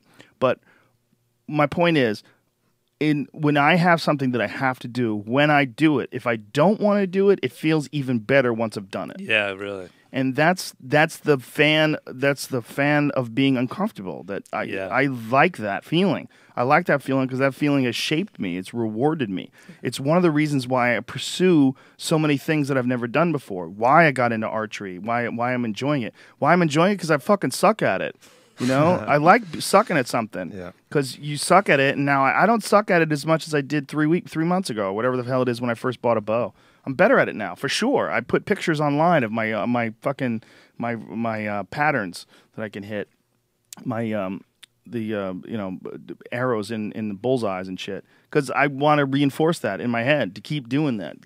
And also, there's a discipline involved in something that's very difficult to do that requires all of your concentration that clears the mind. And I think you can get that in gardening. You know, you can get that on running up hills, whatever it is. When you're running up hills, you're not thinking about too much other shit. When you're absolutely exhausted and your heart's pounding in your chest and you know you've got 300 yards to go and you don't think you can make it, there's a beauty in that. Yeah, you're talking a lot about Zen philosophy almost too, as well as using some modality of movement, which is often it is, or anything, to find a sort of presence of mind, you know, returning to that state of openness of consciousness. And, you know, archery is one of those main channels. Zen and the Art of Archery is a great book. I've read that. You know, you work for these moments, they call it satori, where it's these moments where you have this really mindless shot that you take in archery and everything is just completely in the moment. And I think the masters have found a way to duplicate that more often, They have almost a formula that can allow them to get these moments where they're really in the zone, as you would call it. Or flow, they call it. Flow, yeah, get in these flow states, which is really, you know, hearkening back to that old Zen philosophy of being of no mind. Well, that is the experience that best describes martial arts at its best as well. When you're fighting, when you're competing, especially, if there's anything on your mind, anything else besides the task at hand, besides dealing with the other skilled person, you're going to be diminished. You will be diminished. Your skills will be diminished. Your mind will be diminished. It's one of the reasons why so many people talk trash. They talk trash to fill your mind up with other tasks. They fill your mind up with insecurity and doubt or anger, which is just as bad. Fill your mind up with all those emotions. You might be able to win with anger if you're fighting a less than skilled opponent, but if you fight a real master and you have anger, you're going to make mistakes. You're going to open yourself up. You're going to fight with that anger, and in fighting with that anger, you're going to expose yourself. You're not going to fight with perfect strategy. Unless you're Mike Tyson versus Michael Spinks, where Spinks is fucked no matter what he does. Tyson could come into that fight on cocaine, angry. Didn't matter. He's going to kill you because he's just so much better.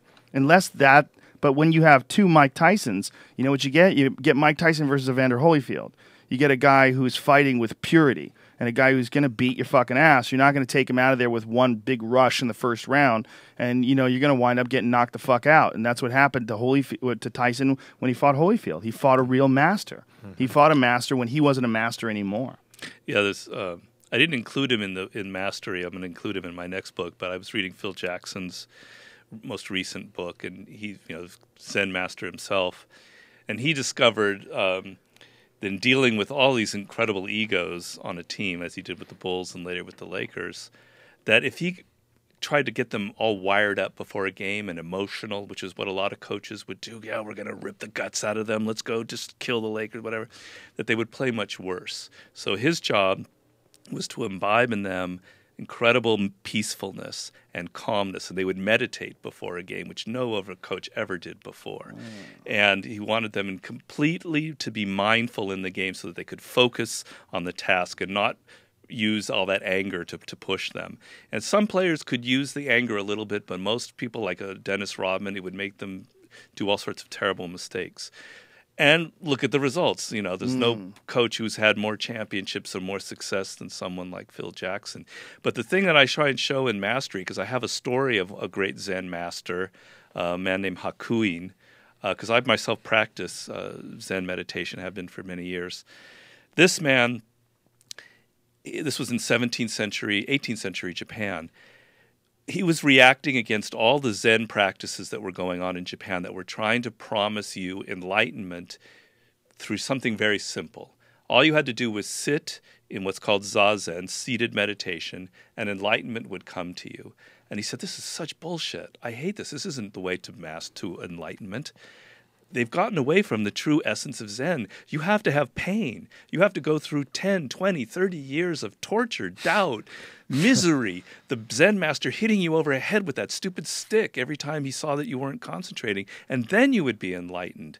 And so I'm trying to show you, even if it's enlightenment, which seems like the most unmaterial thing you could think of, requires the same process of going through a practice, of having pain, of having resistance, of having a teacher tell you that you're fucked up, you're wrong, hitting you on the head, on and on. And life is the greatest teacher of all. Life will hit you on the head. It sure will. If you don't have any teacher with an actual stick, you better believe that life itself will handle that. Go ahead. Finish your thought? Yeah. No, I mean, what I try to say is I'm grounding you in what the human brain was evolved for, because our brains weren't wired for iPods and iPhones and Twitter.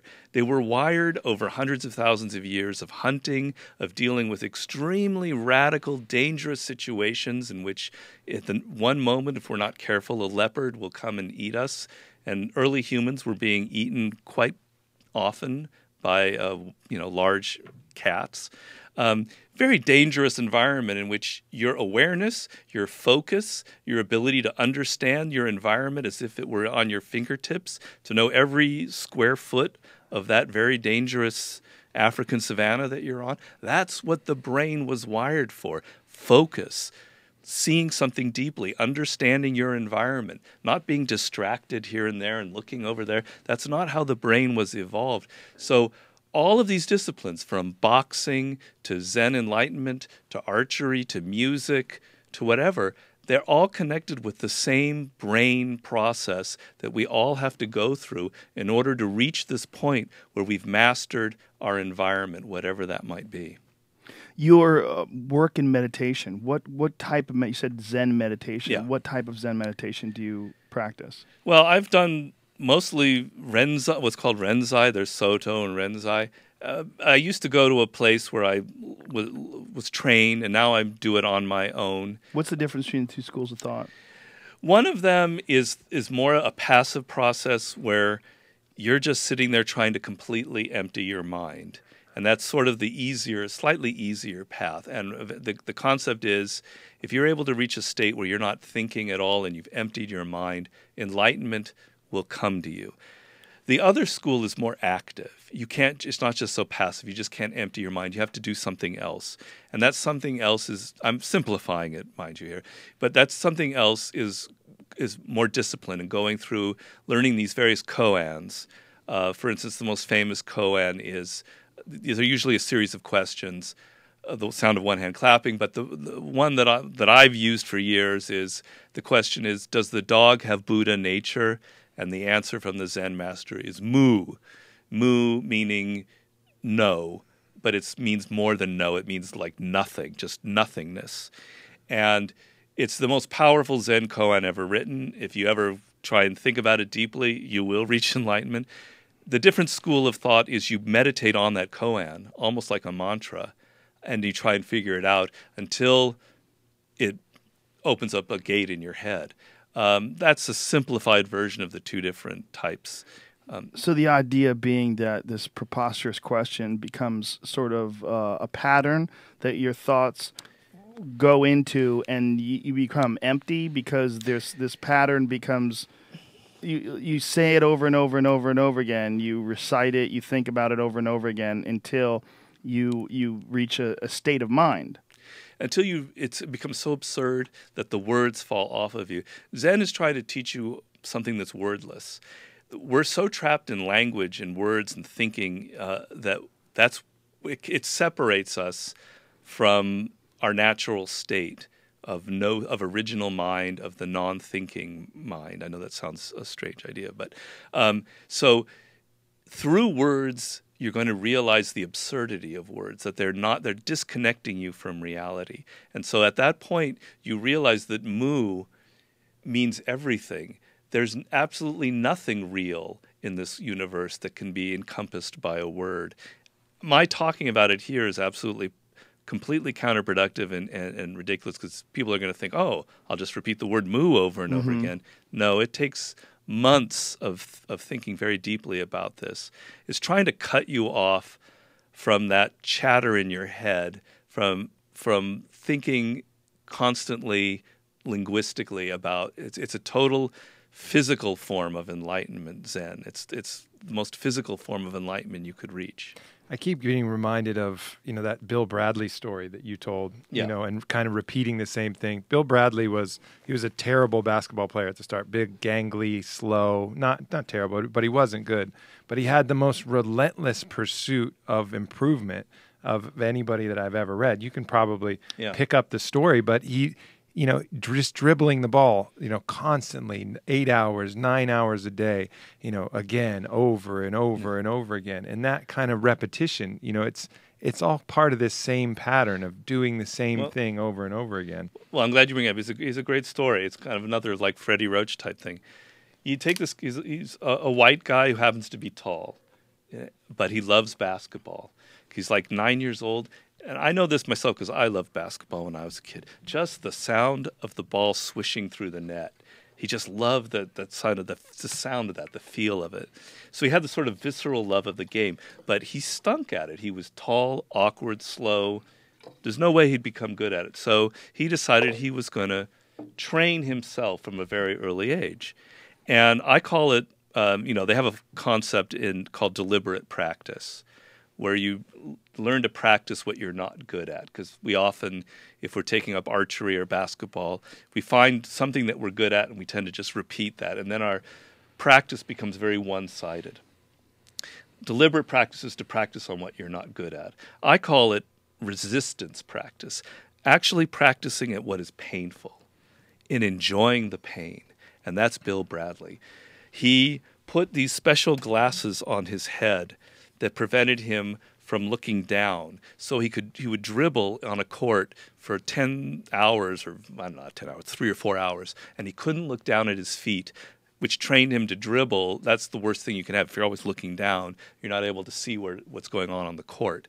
So he did that. He went on a cruise with his parents across to England, and he wanted to be able to practice there. He brought his basketball, and below deck there were these incredibly long alleys that would go from one end of the ship to the other that were very narrow. He would put on his special glasses and he would dribble back and forth in this narrow area so that he could dribble with absolute complete control. He devised all of these other exercises where he could train himself to see almost behind himself, or at least way over to the side, on and on and on, until he became so good that by the time he got into college at Princeton, and then later he played for the New York Knicks in the 70s with all the great championship teams, people would look at Bill Bradley and they go, my God, this guy he was born with a basketball in his hand. He's naturally gifted. He is so graceful. He has eyes in the back of his head. He can make a pass to Walt Frazier without even looking.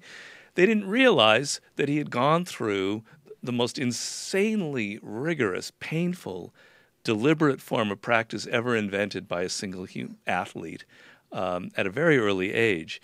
And it made the game fun for him. It was a lot of pain, but by the time he got good and he was in high school, All the girls were admiring him. You know, got invited to go to Princeton. I mean, it paid off, and he got a huge level of pleasure, and the game became incredibly fun. But it was all based on these insane moments and periods of pain that he put himself through. That's a beautiful story. God, I love that story. That's amazing. That's such a huge lesson for young people coming up to learn and hear, to instill that into your mind and to use that as a template. Yeah. Particularly nowadays, when you're just so inundated with immediate pleasures, and so many young people are disconnected from what I call, you know, the pattern that our brains were built for. If you're going against that pattern and trying to get things quickly or immediately, you're just going to fail. You're just going to be a loser in life. You in your short life can't suddenly move against 2 million, 3 million years of evolution. I'm sorry, it just can't be done. That's a beautiful statement, man. That what you said is so important, and that story, the Bill Bradley story, is such a powerful story, because anyone can do that with whatever you're trying to do. Exactly. I mean, he just happened to be born tall, so if he hadn't ended up being 6'6" or 7, he wouldn't have. But that's all he had. Well, what about Muggsy tall. Bogues, who was 5'6", who was a great basketball player? There's plenty of examples of people that they physically weren't built for. I mean, Mike Tyson was one of the smallest heavyweight champions of that modern era. You know, he was 5'10". He weighed 215 pounds in his prime. You know, go back to Primo Carnera, who was a heavyweight champion in the fucking 20s or 30s or whatever the hell it was. He was like 300 pounds, you know? I mean, Mike Tyson's, in my opinion, the greatest heavyweight of all time, and he wasn't that big. He wasn't a big guy, you know? And the cool part is that ultimately, you know, we've talked about it before, any master that you meet, they're generally a real, true pleasure to be around. You know, they've worked through all of those cunty, egoistic attitudes that they may carry along, and it's through this almost overcoming this physical resistance in the very art of the mastery that they're doing. Doesn't matter. Ping pong, bow hunting, comedy, basketball, whatever it is, you reach a certain place by pushing through that pain and going through those hours and doing those things that almost tempers your spirit as the main thing that's happening, and the skill kind of comes along with it. Sometimes even though not. You're focused on the skill. Sometimes not, though. Unfortunately, sometimes focusing on that skill becomes to the detriment of all other aspects of your life. And there are people that achieve mastery in very specific things that are fucking total shitheads. Ty Cobb, great example, was, you know, a famous shithead. You know, I mean, there's a lot of people. Mike Tyson in his prime, you know, went to jail for rape. There was a lot of, I mean, I don't think he did it. He says he didn't do it, and he's really honest about pretty much everything else in his life. Yeah, but I mean, the point being, you know, he was a wild, crazy fuck, and that was one of the reasons why he was being successful. There are very many examples of people who become so selective in what they're trying to do and so obsessed and focused to the detriment of personal relationships, to the detriment of their own personality. I mean, Steve Jobs would definitely fall into that. I agree. Category. Mm-hmm. It doesn't have to be that way, though. It doesn't have to be that way. Yes. And then I always say, even with Ty Cobb or Steve Jobs, they were probably miserable to be around, but he had a pretty hugely satisfying life. Maybe. I don't know, man. I don't know that guy. No, I don't know. Well, I think it kind of goes to your... I'm going to use the bathroom real quick, please. Okay. Continue. It goes to kind of one of your final points, which is on that path to mastery, the final level is building bridges back to nature, back to different, and making other connections. You know, so if you stay too focused in that one thing and never look to build a bridge to anything else, you can probably result in some of these issues. Yeah, I mean, for those who don't know the book, essentially I've laid out kind of 5 or 6 steps towards this ultimate form of mastery. It's like a path. And it involves first discovering who you are, what you were meant to do, then going through what I call an apprenticeship in which you develop all of the proper skills so that later in life you have like a real firm basis for becoming creative. And part of that apprenticeship involves working with mentors and masters, and it also involves learning how to work with other people and deal with their weirdness and their political games, and then showing you then how you reach the creative level and then the mastery level. And it's a loose path. It's not like a straight line, but I'm sort of showing you the various steps that get you there. And as Aubrey points out, particularly nowadays, it involves a kind of a well-roundedness. you're not just some Asperger's guy in Silicon Valley who's great at logarithms and creating the ultimate, Facebook or whatever. You also have to have social skills. And I have a whole chapter in Mastery on social intelligence. You have to learn how to deal with people. You have to be socially fluid. You have to know how to be empathetic, how to understand what other people's feelings are, how to handle the assholes that will inevitably cross your path. So sort of the people that Joe's talking about who are a little bit one-sided, they've kind of bypassed some of these other things that I'm talking about because I'm trying to get you to that well-rounded form of mastery. Which is true mastery. True mastery over your whole life, not just a specific task. Very much so. Yeah. You were talking a lot about meditation. Did you ever spend any time in an isolation tank? I have. Do you do it on a regular basis? No.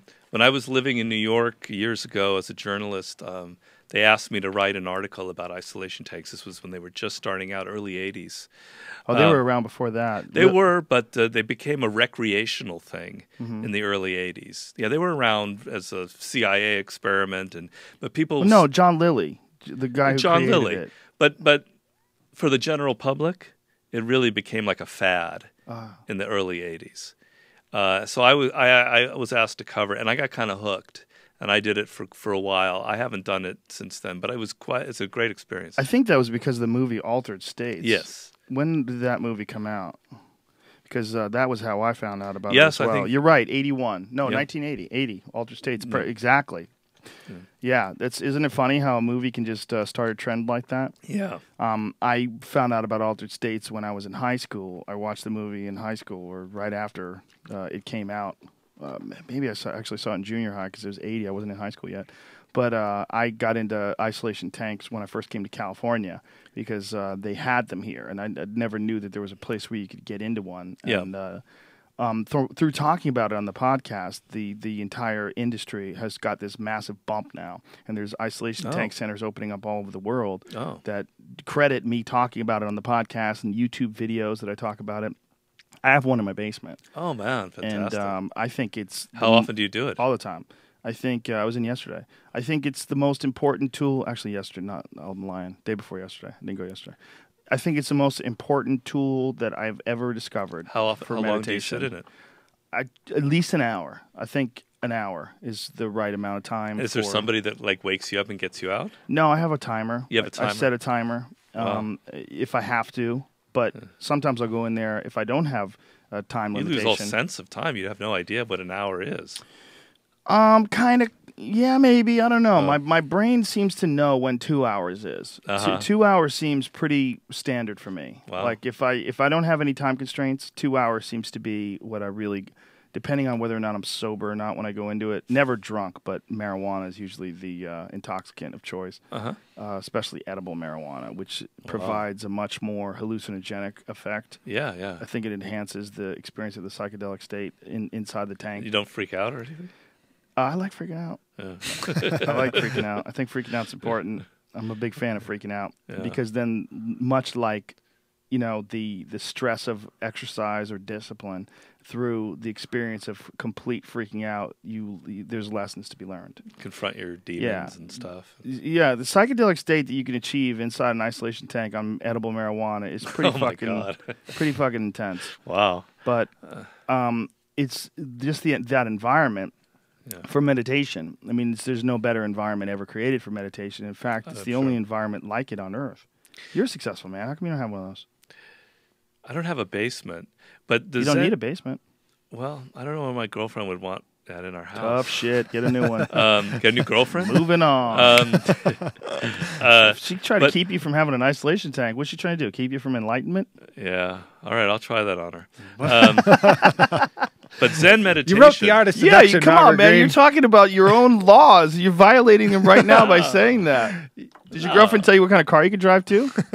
No, but sometimes you got to give in to the other person. A relationship's a little bit about compromise. Not if it's about an isolation tank. No, you're right. Enough no of fucking that. reason. Oh, I'm sorry. I'm beating you over the head with your own work. That's all right. Everybody does that.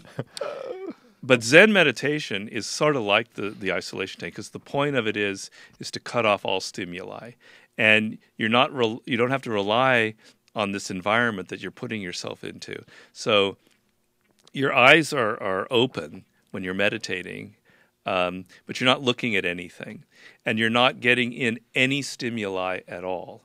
So you're not hearing anything. I mean, there can be sounds outside, but you're not paying attention to them. And you enter the state that's similar to what the isolation tank is. I can enter a state like the isolation tank without the isolation tank because I cut off all stimuli and I enter my own mental space, and incredible things can happen. So you just ignore the stimuli until the point where it's not reaching the mind? Is that the idea behind it? It's training. It's years of meditation where you're not good at it, and still to this day, thoughts invade your head, which probably don't so much. Well, they do when you're in an isolation tank. Of course they do.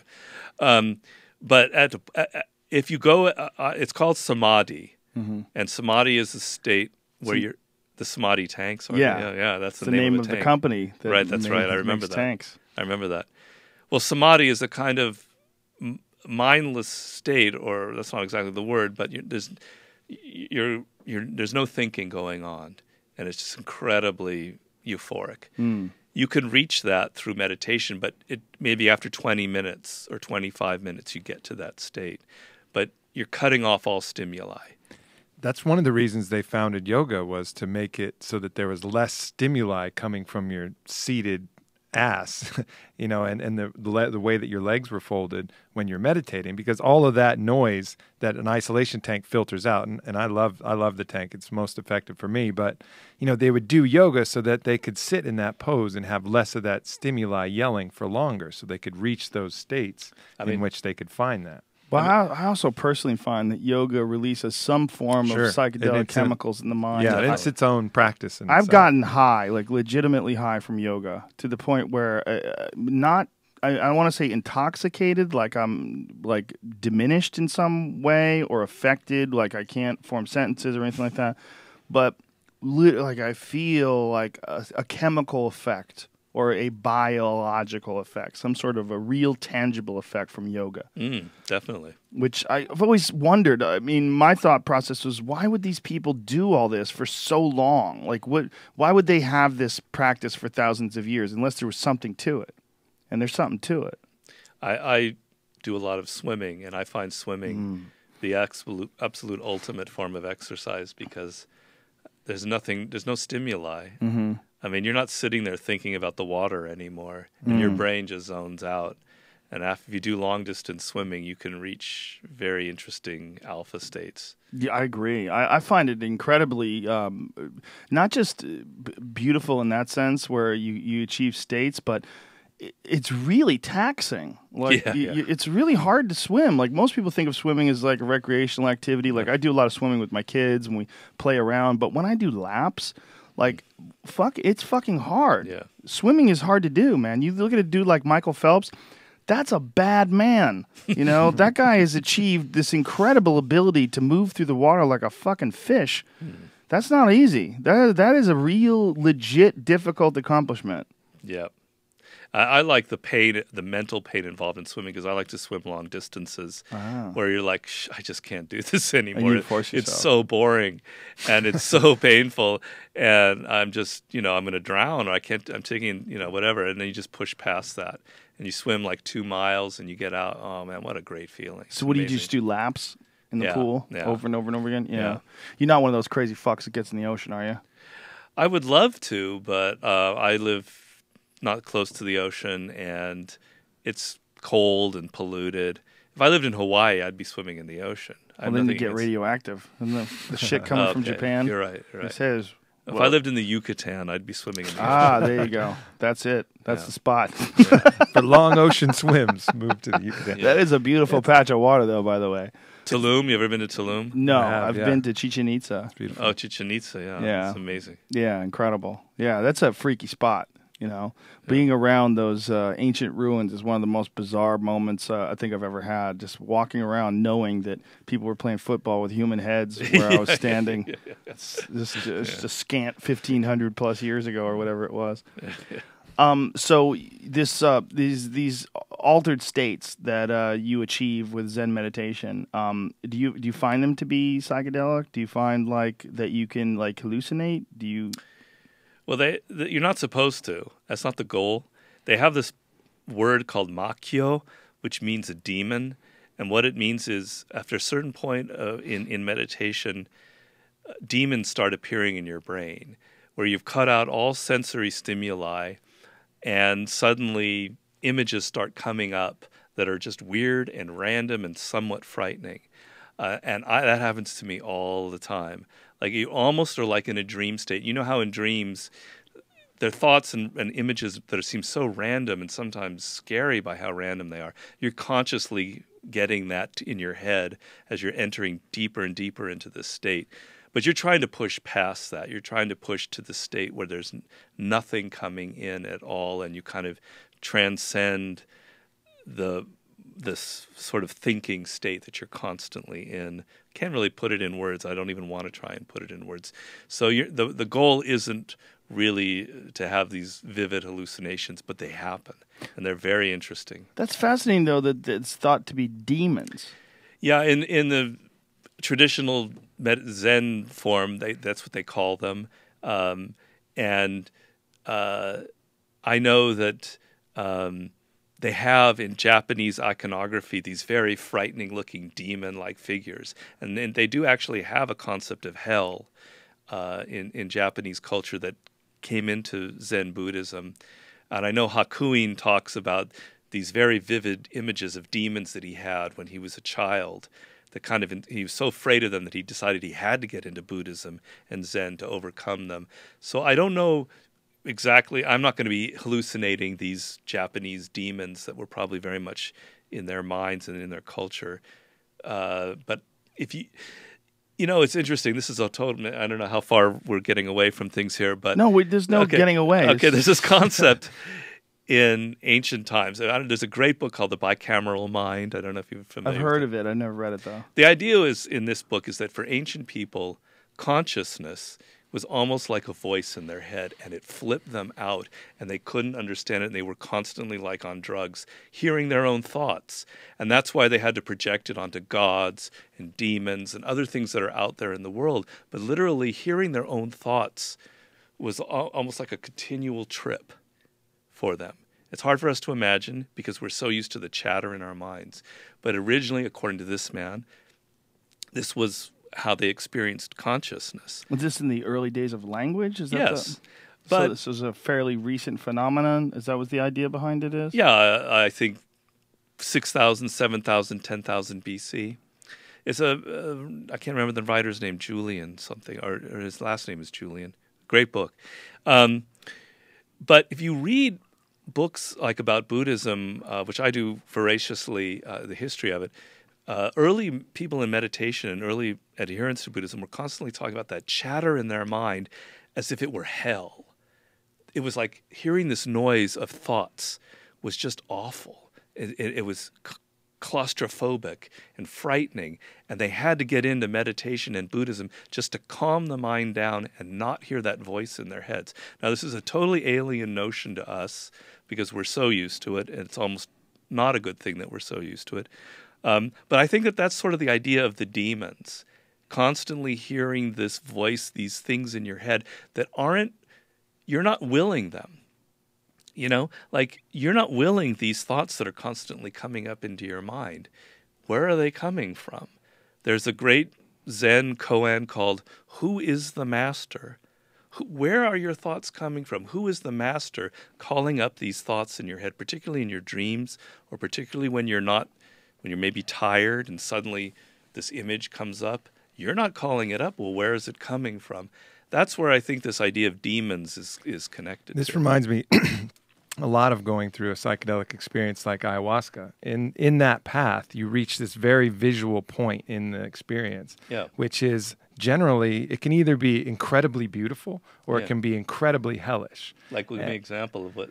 Well, incredibly hellish. For example, I have different spiders going inside of me and laying eggs and exploding, and bugs are coming out of me. There's eels coming inside, eating through my intestines and going, eating all my organs coming out. I'm sliding naked through down a vine of thorns. It's ripping up my flesh. These are all images that happen in an ayahuasca trip, or incredibly beautiful, the most beautiful colors you've ever seen, the most beautiful lights, images, things. And, you know, I get a lot of people asking me about these trips, and for them, that is, you know, who haven't done it very much, they focus very much on those visions. Yeah. But those visions are almost like the fireworks and the chatter Yeah. to what's going to come after. Oh, really? And what comes after is this kind of oneness with your thoughts and your highest consciousness and your highest being that is past all that. And maybe that brings up resistances, things you can overcome. Maybe it helps you with some thoughts. But the real value of it in ayahuasca or DMT or any kind of psychedelic is that period after where these demons or these visions or everything goes away. And to me, that's the real end goal. That's the real gem. Well, that's really similar to the Zen meditation, because you're going through, let's say I meditate for 35, 40 minutes. The first 25, I'm having those demons, I'm hearing my thoughts, I'm trying to get over them, and then I finally reach that state. It only lasts for 15 minutes. Oh, Yeah. it's the best state. It also, That's it's kind of it. a similar process. That's it. Yeah. So it's not so much about the visions. It's about what happens after the visions. It seems to me very much like what you're saying. Yeah, that state after very difficult yoga sessions, it doesn't last very long, but there's a period of intense relaxation and enlightenment that you achieve where you kind of have a better perspective of things, but it only comes through this very difficult work of the hour and a half of yoga that you have to do to get to that spot. That's right. And if you half-ass it anywhere along the way, you don't reach that spot. I don't reach that spot every time. Yeah. You know, I reach it a lot, but I don't reach it every time. Yeah. It's very tricky, isn't it? Mm-hmm. Yeah, you never know. And like I don't know if it's the same with archery or the things that you do like that, but when you start the meditation, you bring a mood, and it's never the same. Some day, for no reason, it just falls into place. And some days, you don't know why.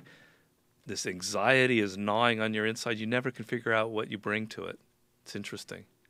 It really is. Do you have a very rigid schedule when it comes to your meditation and your discipline? Like, how do you structure your days? You're obviously self-employed. You know, you're a Yes, I writer. am. So do you have a structure like I must write for this amount of time? I must meditate. Like, how do you do it? No, every morning I wake up and I meditate for 35 minutes, and nothing will stop me. Really? If I'm sick, or even if I'm traveling, or whatever, every day.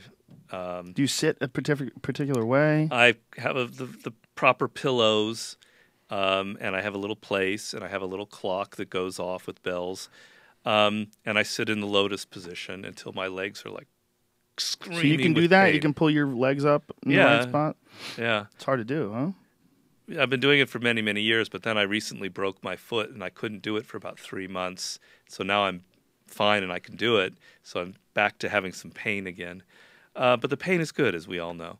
And then I'm not usually writing because my books require so much research. So right now I'm in a research period where I'm reading voraciously books about human nature, psychology, etc. And then in about a year I'm going to start writing, and then I go on to a kind of a different routine where I'm a little more crazed and hard to be around. That's fascinating. So you research for a full year before Even you more. write. Yeah. Do you discipline the research aspect of it? Oh man, I'm so disciplined. It's probably bordering on OCD. I read, 300-400 books, and I read them. I don't skim them. And then I go back and I do these note cards, and it's the note cards that's excruciating. That's like the Bill Bradley part. I put every book onto maybe 10, 20, 30 cards, depending on how good a book it is. And at the end, I'll have 2,000-3,000 cards. And I can handwritten. And I can take these cards and move them around, and the book is created out of the cards. So the cards are the beneficial aspects of whatever book you're reading, or what strikes you, or... But I'm able to break a book down that can be chaotic. So, for instance, for this new book, I happen to love Nietzsche a lot. I've loved him since I was a kid. The Übermensch. The Übermensch. This is a book about the Übermensch, my next book. And there's a book that I've read for him, an early book called Human, All Too Human. It's just the most amazing book. but it's chaotic. It's all over the place. He's got all these aphorisms and these thoughts, and it's just like entering a rat's maze. I, with my cards, can organize all of his ideas and all of his thoughts and bring some order and show you the amazing pearls of wisdom this guy has gleaned out of his mad syphilitic brain. Do you have syphilis? Oh, yeah. He went mad at the age of like 44 and spent his last 8 years in basically Too much pussy, huh? No. You're crazy. Well, he probably not enough pussy. Really? So he got syphilis pussy. He probably went to a prostitute when he was in the Prussian War and then got syphilis, and then he didn't get laid enough. That was certainly probably his problem. That was why he was obsessed with the Ubermensch? Syphilis is probably why he got obsessed with the Ubermensch. Probably not the not getting laid. What did they do back in those days when you had syphilis? There was no cure, right? Yeah. Give you an apple or something like that? Send you on your way? Yeah, it was before penicillin, right? Yeah. Yeah, nothing much to do. I think some people were smart enough to start, trying silver. I think silver had some use in some of these things, but it's not very effective. not like an antibiotic. Yeah. That's fascinating because I was trying to explain to my kids the plague because we were reading a book, and my 5-year-old and my 3-year-old were sitting in bed reading before bedtime, and the story involved the plague. A plague upon you was one of the lines, and they were like, "What's a plague?" I'm like, "That's some shit before doctors." When they didn't really have doctors, when all doctors could do was like cut off broken limbs, they had diseases that would kill giant chunks of people. My kids are like, "What the fuck?" I'm like, yeah. Not that long ago, by the way, they wrote about it, so they had language. And yep. It's what we're talking about earlier about the evolution of civilization and the amount of time, the very brief window between us and when we were animals. Yeah. In relationship to the length of time that things have been alive on Earth. It's very small. We're going through the most crazy and chaotic time pretty much ever when the wheel, the description that McKenna used to use about the exponential growth of technology was about sending a ball around the top of a funnel, and that it takes a long time to get around the top, but that we're somewhere towards the bottom of the funnel now, where that fucking thing is going around the funnel so quickly. It's hard for us to really wrap our heads around, but when we talk to children about it, when I talk to children about it, it really sends it home. When I try to describe to my kids what a fucking plague is, Yeah. Yeah, and I just reminded myself of when you read actual accounts of the true pirates, like Blackbeard and things like that. One of the things that they would barter with for the most, like when they were making deals with the British ships or different things and striking deals, was venereal disease medicine, like syphilis medicine. Like it'd be like, we'll give you all the gold, but you have to bring over a chest of medicine to cure the venereal disease. I think that was probably a much bigger problem in ancient history than not completely ancient, but in past civilization than we give it credit. I mean, when was the first venereal disease? I don't know. I have no idea. What a fucking dirty trick. Think about how few diseases kill you that you catch just walking around, like the flu. But, I think it might be nature's way to keep the population down a little bit. Most likely, right? Yeah. I mean, it seems like what's going on. There's always a battle, right? Just like we were talking about the battle between discipline and success, the battle between being uncomfortable and doing things that are hard to do and reaping the rewards of that. Yeah. There seems to be a battle in nature of trying to fucking kill us so we get stronger. I mean, we don't like to think that, but it's been directly proven that many plagues and many diseases, certain traits have risen through those diseases, which have made the human race actually stronger. Although they say our Cro-Magnon ancestors, for instance, lived longer than we do. Really? Yeah. I've never heard that. Wow, that's amazing. And I thought they died at like 12. I know in the Bible, but who believes the Bible? Oh, 600 years from Yeah, Noah. like Moses died at the age of 193. Yeah, that's a little shaky. I know it is. They didn't know what a year was back then, though. They were just making shit up. The calendar sucked. It's written on a rock. I mean, that you can't really, there's a lot of shit in the Bible. It's fucking tough to swallow. Yeah. So where'd you read that Cro-Magnon lived longer than us? Well, one thing that's for certain, they were bigger than we were. Really? Yeah, they were taller. That's a known fact. Before agriculture, we did not have certain diseases that we have now. If you talk to the paleo people, and they can fill you with all that stuff. But before we started having grains and all that bad stuff, people were perhaps living longer. They were certainly bigger. Cro-Magnon was 5'7" to 5'9". Oh, you're showing me wrong. But they were taller than the people that came after them. Oh, okay. Well, So they you look say at that that's the average, but large males stood as tall as 6'5". Oh, so okay. not really taller than us. Okay, but that's taller taller than, me than the people living Than the humans of those after. eras. in ancient Greece or whatever. Nothing like the internet to be able to show that I'm wrong about Well, something. I mean, 10 years ago, there was no unfortunately. way you would have been able to prove me wrong. We've had so Sorry about many that. examples of people stating, Bullshitting. and I know you're not doing it, but there's been a lot of people that have bullshitted us, Yeah. unfortunately, and I've spread information, so now I have to be diligent about that. But what is that, Wikipedia?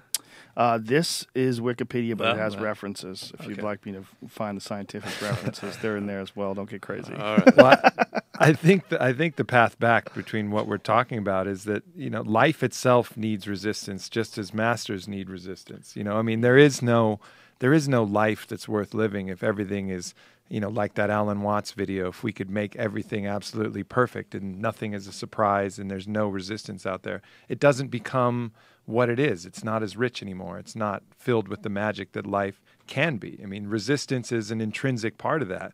And the fact that nature is constantly looking to, pick us off is part of that resistance. And the fact that all of these forces are aligned against someone who's trying to become a master, the pain, the sacrifice, whatever people are saying, all of that is required for a master to be created. It's all part of the same thing. It's this kind of dualism of force and opposition.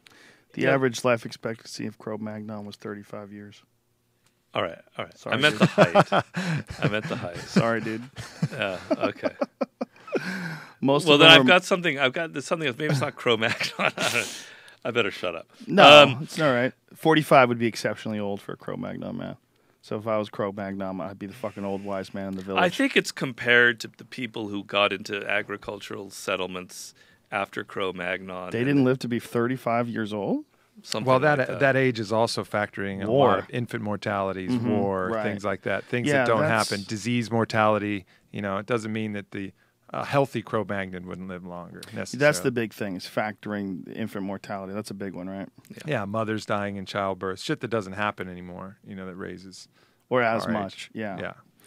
But getting back to what you were saying there in the preface to Mastery, I try and say the times that we live in. First of all, I make the point that we need masters in the world now.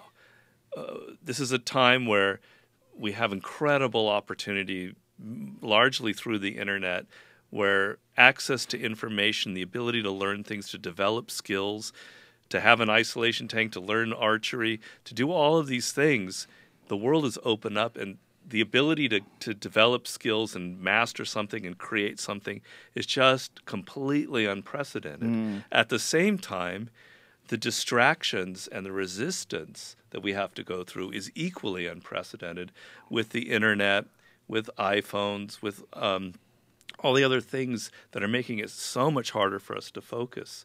And I want you to think of all of these things as the kind of the water that you have to swim against.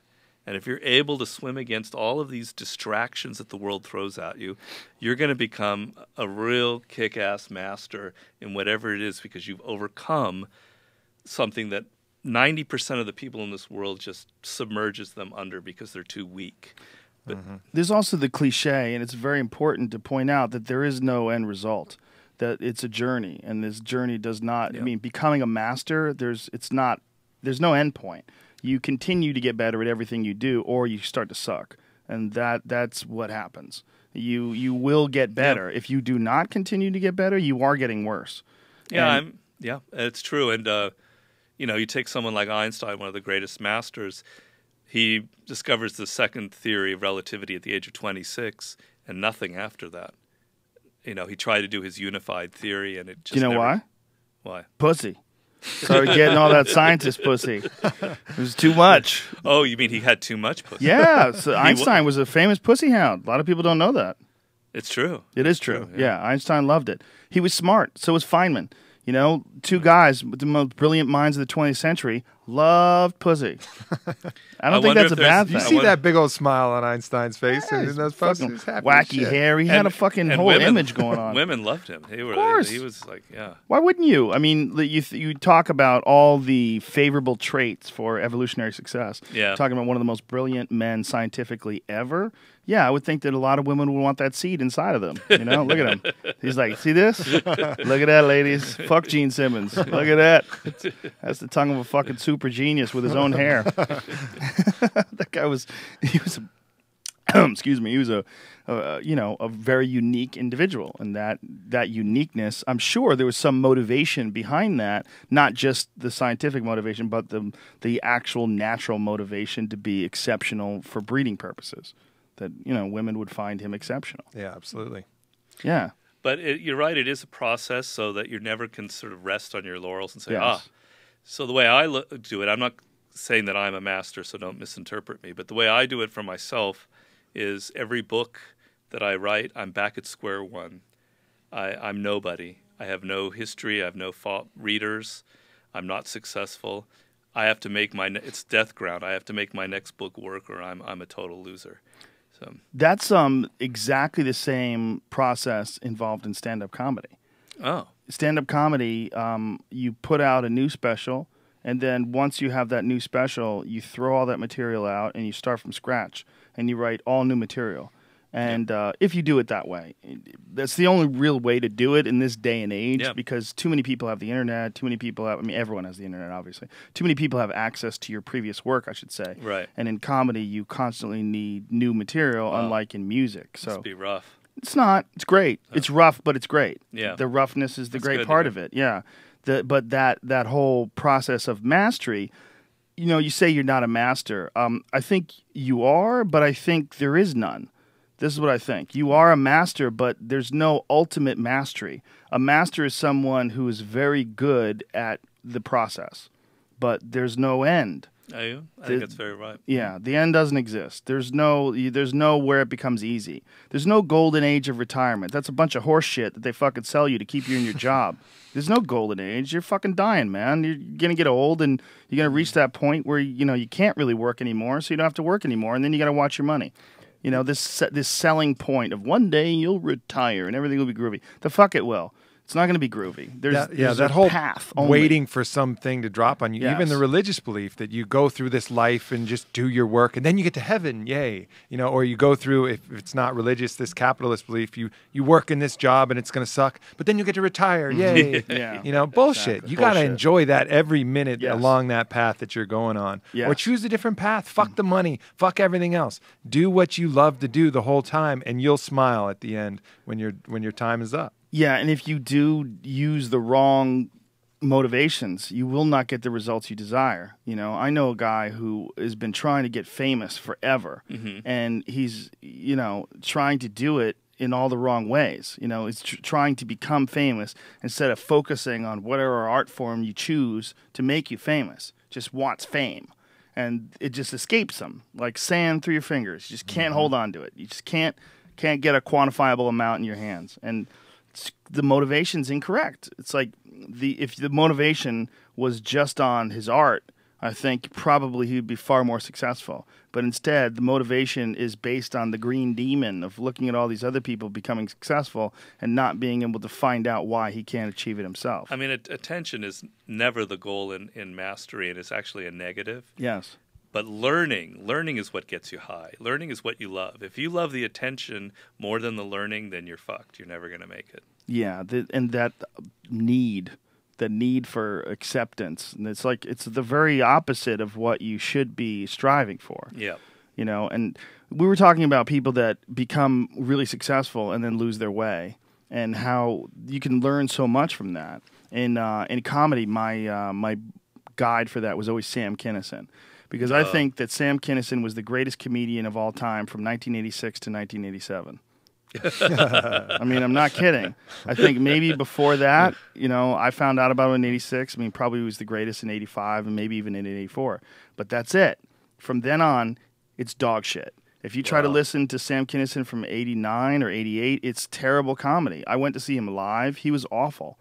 I saw him live several times because I was such a huge fan of his work in 86. But the drop-off was so... There's guys who have good CDs and, they'll have, like, hills and valleys. Myself, I have stuff that I really love and then stuff that I was like, that wasn't my best one. But then more motivation to do better in the next one. There's just, sometimes creative glitches or what have you, a part of the process. But with Kinison, there's this fucking monster peak and then this crazy drop-off. What happened to him? Coke and hookers. Oh. Coke a lot, booze a lot. We had Mark Maron on the podcast who was palling around with Kinison in the heyday at the Comedy Store when Mark was a young kid, and he told some amazing stories about just the amount of substances. Mark hung out with Kinison, and he had to escape. He left L.A., and he hit it so hard that he was hearing voices in his head for like almost a year. Like, literally, he was psychotic. And I met Mark soon after that. I met Mark in Boston, like, after he had been hanging out with Kinison, after Kinison was, riding the wave. And, I met Mark, I think, in 88 was when I started, and I met him soon after that. So he had already gone through all this, and he was, a young guy working at the Comedy Store. And he got to see the overwhelming amount of substances that Kinison was consuming. Just massive. And it just destroyed him? He never recovered from that? Yeah, coke and alcohol. I mean, that killed his brain? It wasn't writing either. His brother wrote about it. There's a book called My Brother Sam. It's a great book about Kinison, written by his brother, who was, I think, also his manager at the time, who wrote about how he wrote about the tangible drop-off in his writing. He didn't write new material anymore and was sort of like just partying. Yeah, I mean, I talk in the book about this myth that drugs will just instantly make you more creative. In fact, it's often the opposite. And I have the example of Coltrane, who is probably maybe one of the greatest jazz artists who ever lived, and he got hooked on heroin for a while. And people have this myth that that's what made Coltrane so great, was the drugs and the heroin and the coke. And in fact, he said it was the worst. He did his worst work in that period, and he got off of it like in '58 and never touched drugs or drinking after that. And did his better work after that? Did his much better work. That's because to create something requires so much discipline and so much mindfulness and focus that you just can't do it if you're constantly drugged out.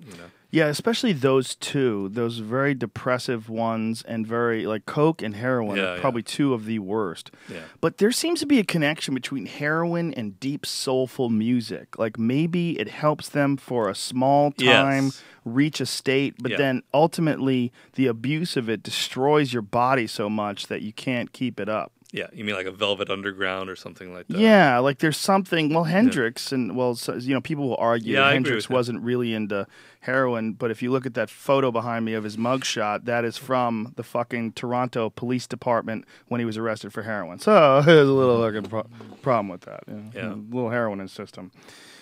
I don't know what drugs. I mean, I know he was also involved in acid, and Morrison was into heroin. There was a lot of alcohol involved with a lot of those guys as well. But the ability to escape your inhibitions was, they were chasing the dragon in a sense. Yeah, but look how long it lasts. 27. Yeah.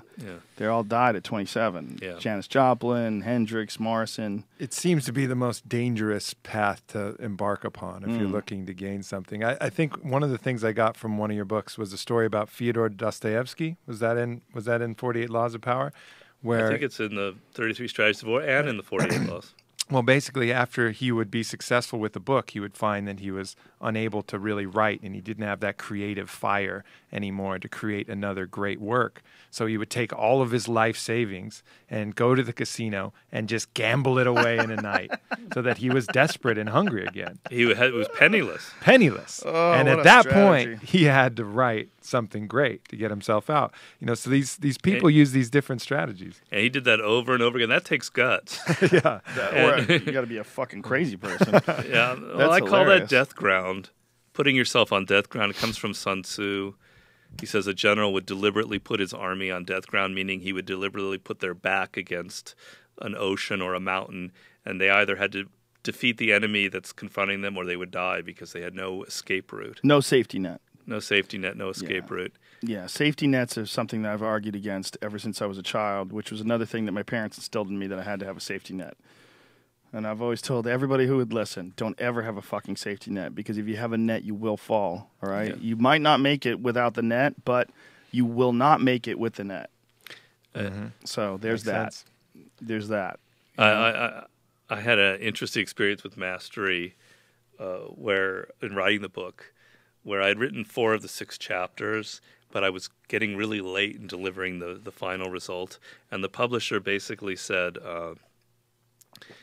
you have like 11 weeks to finish the book, or we're canceling the project or postponing it. Whoa. And there were the 2 chapters left were the longest, the hardest, the most abstract, and the most important. And I was like, there's no way. I'm exhausted. I just can't do it. But I had no choice, because if they cancel or postpone it, all of my hard work would be thrown out the window. So that was death ground. And finally, after 3 days of torturing myself and whining and bitching at myself, I decided, all right, I'm going to do it. I'm just going to try. I'll just do what I can. And it was the most incredible writing experience I've ever had in my life. I had to work harder than I've ever had to work. I got on this high where thoughts were just coming to me, and my dreams and my, while I'm having sex. It's just the most amazing. And they worked. And I was sitting there writing about creativity and intuition while this was happening to me. And it just demonstrated to me that the limits that I thought I had are just sort of self-imposed. And if I stopped complaining and stopped saying that I had these limits, I could explore beyond them and explore what I was capable of that I never thought I was capable of prior to that. Hunter Thompson wrote Hell's Angels. He finished like the last X amount of chapters in like 2 days on cocaine. Yeah. Like he just got coked up and fucking finished. He had a deadline. And maybe I should have tried that. Have you ever seen? I could have written it in 2 days. Maybe you need Adderall. Have you ever seen the Hunter S. Thompson documentary? Not Fear and Loathing. What was it called? What? Gonzo. Yeah, Gonzo. Years ago. What is it? The Life and Times of Hunter S. Thompson? Is that the name of it? I got it saved on iTunes. I should just pull it up on iTunes. The documentary just from a couple years ago. Have you seen that? Oh, just from a couple years ago? No, I haven't. It's a fairly recent documentary, but god damn, it's good. God damn, it's good. I think it's Gonzo, the Life and Work of Hunter S. Thompson. Is that it? Yeah.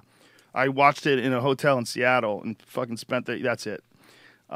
Life and Work of Dr. Hunter S. Thompson. It's so good. It's so good. A 7.8. Get that fucking blasphemy off there. It's not a 10. That just shows you there's cunts no matter what you do in this life.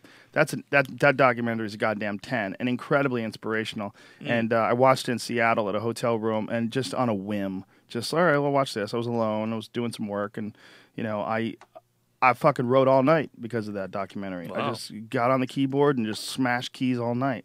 Oh, nice. Yeah, it's those things that you catch these bursts of inspiration. And Thompson, who's a personal hero of mine, used to call them fuel. And he said that he personally believed that with the right song, you could drive further in your car. Your car would figure out a way, if the right song was playing, to go miles past the E. And theoretically, obviously, but not even theoretically, he was. It was just... It's a metaphor. Metaphor. Yeah, metaphor. Right. Thank you. Metaphorically. He was, just great at figuring out how to put these abstract ideas into a tangible form that your mind accepted, and never met a deadline. And his whole thing was like putting things off into the last minute, and then this fury of fucking teeth gnashing, slamming against the keys and this fucking. But it's almost like he forced himself into this. Yeah. This back against the wall. Yeah. What would you call it? The death ground. Death ground. He forced himself into a death ground. Wow. In order to complete. Oh, I wish I'd done that. I would have included it in my book. You do so. I know you talking about comedy. You like following someone like Joey Diaz, who is hilarious, right? Because you've talked about how that makes that would make some people a little bit scared and a little bit nervous, but you like it because it's going to bring out your best following somebody that's that great. You know what I mean? Haven't you kind of mentioned, isn't there something there in that same philosophy with that? Maybe, but my philosophy in that is that I think that not working with funny, really, really funny people is a twofold problem. One, it's famine thinking. Like they think that there's a lot of really selfish comedians out there, and one of the things that they like to do is they like to stack the deck. So there's guys that are national touring headliners that bring the worst fucking comedians you've ever seen in your life to open for them. Because these guys go up there and eat dick for half an hour, and then you go on stage, this crowd has been tortured waiting for actual entertainment, and you're the hero. You're the conquering hero. So nobody outshines you. Yeah, that's right. It is incredibly common, and I think it's gross. I think it disrespects the audience, first of all. I think it disrespects the fact that these people have paid money to see you. They deserve entertainment, not just from you, but from other people as well. And you shouldn't be scared of other people being funny. It doesn't take away from you being funny. The only way it would take away is if the person on before you is stealing your material, or what it's called stepping on your material. Like, say if you had a very particular subject that you were famous for, like Jim Gaffigan likes to talk about Hot Pockets. He does this whole Hot Pocket bit. It's really hilarious. If you went on before him and started talking about Hot Pockets, you would kind of step on his bit. You would, and people will do that. Those same shitheads, like that actor that I told you that would like go up to my friend and say he was fat right before he would go and read his lines. That's that same sort of thinking, that same sort of famine thinking. She's like, another person's success should be inspirational to you. It shouldn't be detrimental to you. That's right. And so and then the other thing is, I'm a fan of comedy. I want to laugh. So I bring Joey Diaz, who I personally think is the funniest guy who's ever lived. I bring him to open for me because I want to be in a hilarious state before I go on stage. I want to be laughing. I'm not worried about not being funny, because if I've done my job, I've done the work, it's going to be good. Like, don't worry. You can't worry about that. That worrying is the enemy of comedy. Yeah. Fear. Yeah, it's pathetic. I bring murderers with me, man. Everywhere I go, Duncan, Aubrey, Joey, I just bring the biggest killers that I could find. I take headliners with me. I've taken Greg Fitzsimmons on the road with me. I mean, I like doing shows with guys who are fucking awesome. I think it's really important. But it's not because I want to die. It's not because I want to put my back up against the wall. I want the audience to get their money's worth, and I want to be around my friends. And I also want to support my friends.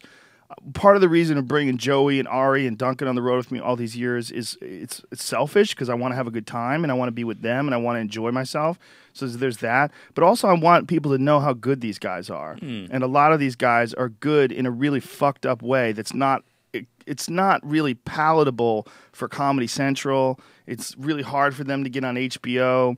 For a guy like Joey Diaz, the only way for that guy to get famous is the internet. That's what made him famous. And my help, helping get him out there in front of thousands of people that would never have had an opportunity to see him, and telling people as I introduce him, ladies and gentlemen, please welcome the funniest motherfucker that ever stepped foot on earth, Joey Diaz. And I would bring him on stage like that all the time.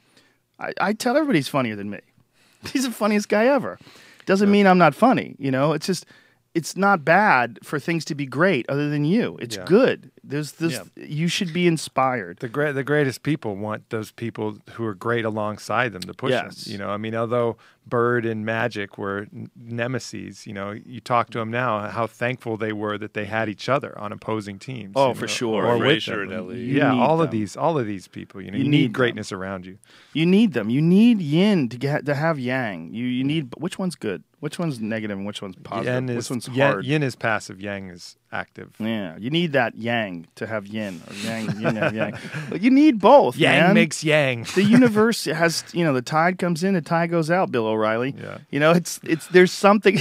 Don't talk to me about Bill O'Reilly. Isn't that the greatest fucking? Hey, you can't explain it. Yes, you can. You fuck. It's called gravity. They figured it out a long time ago. What are you shithead. talking about? You never seen that thing that he did where he's talking about God? No. Where he's talking about the tide goes in, the tide goes out. You can't explain it. Like, I'm going with God. Oh. Like, it was it's so disingenuous from a Harvard graduate. He's such a fucking.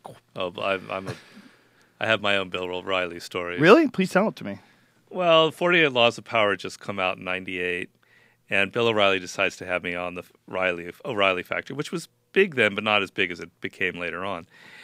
And so I'm like, this is like one of my first shows I've ever been on. Nothing like this ever happened to me before.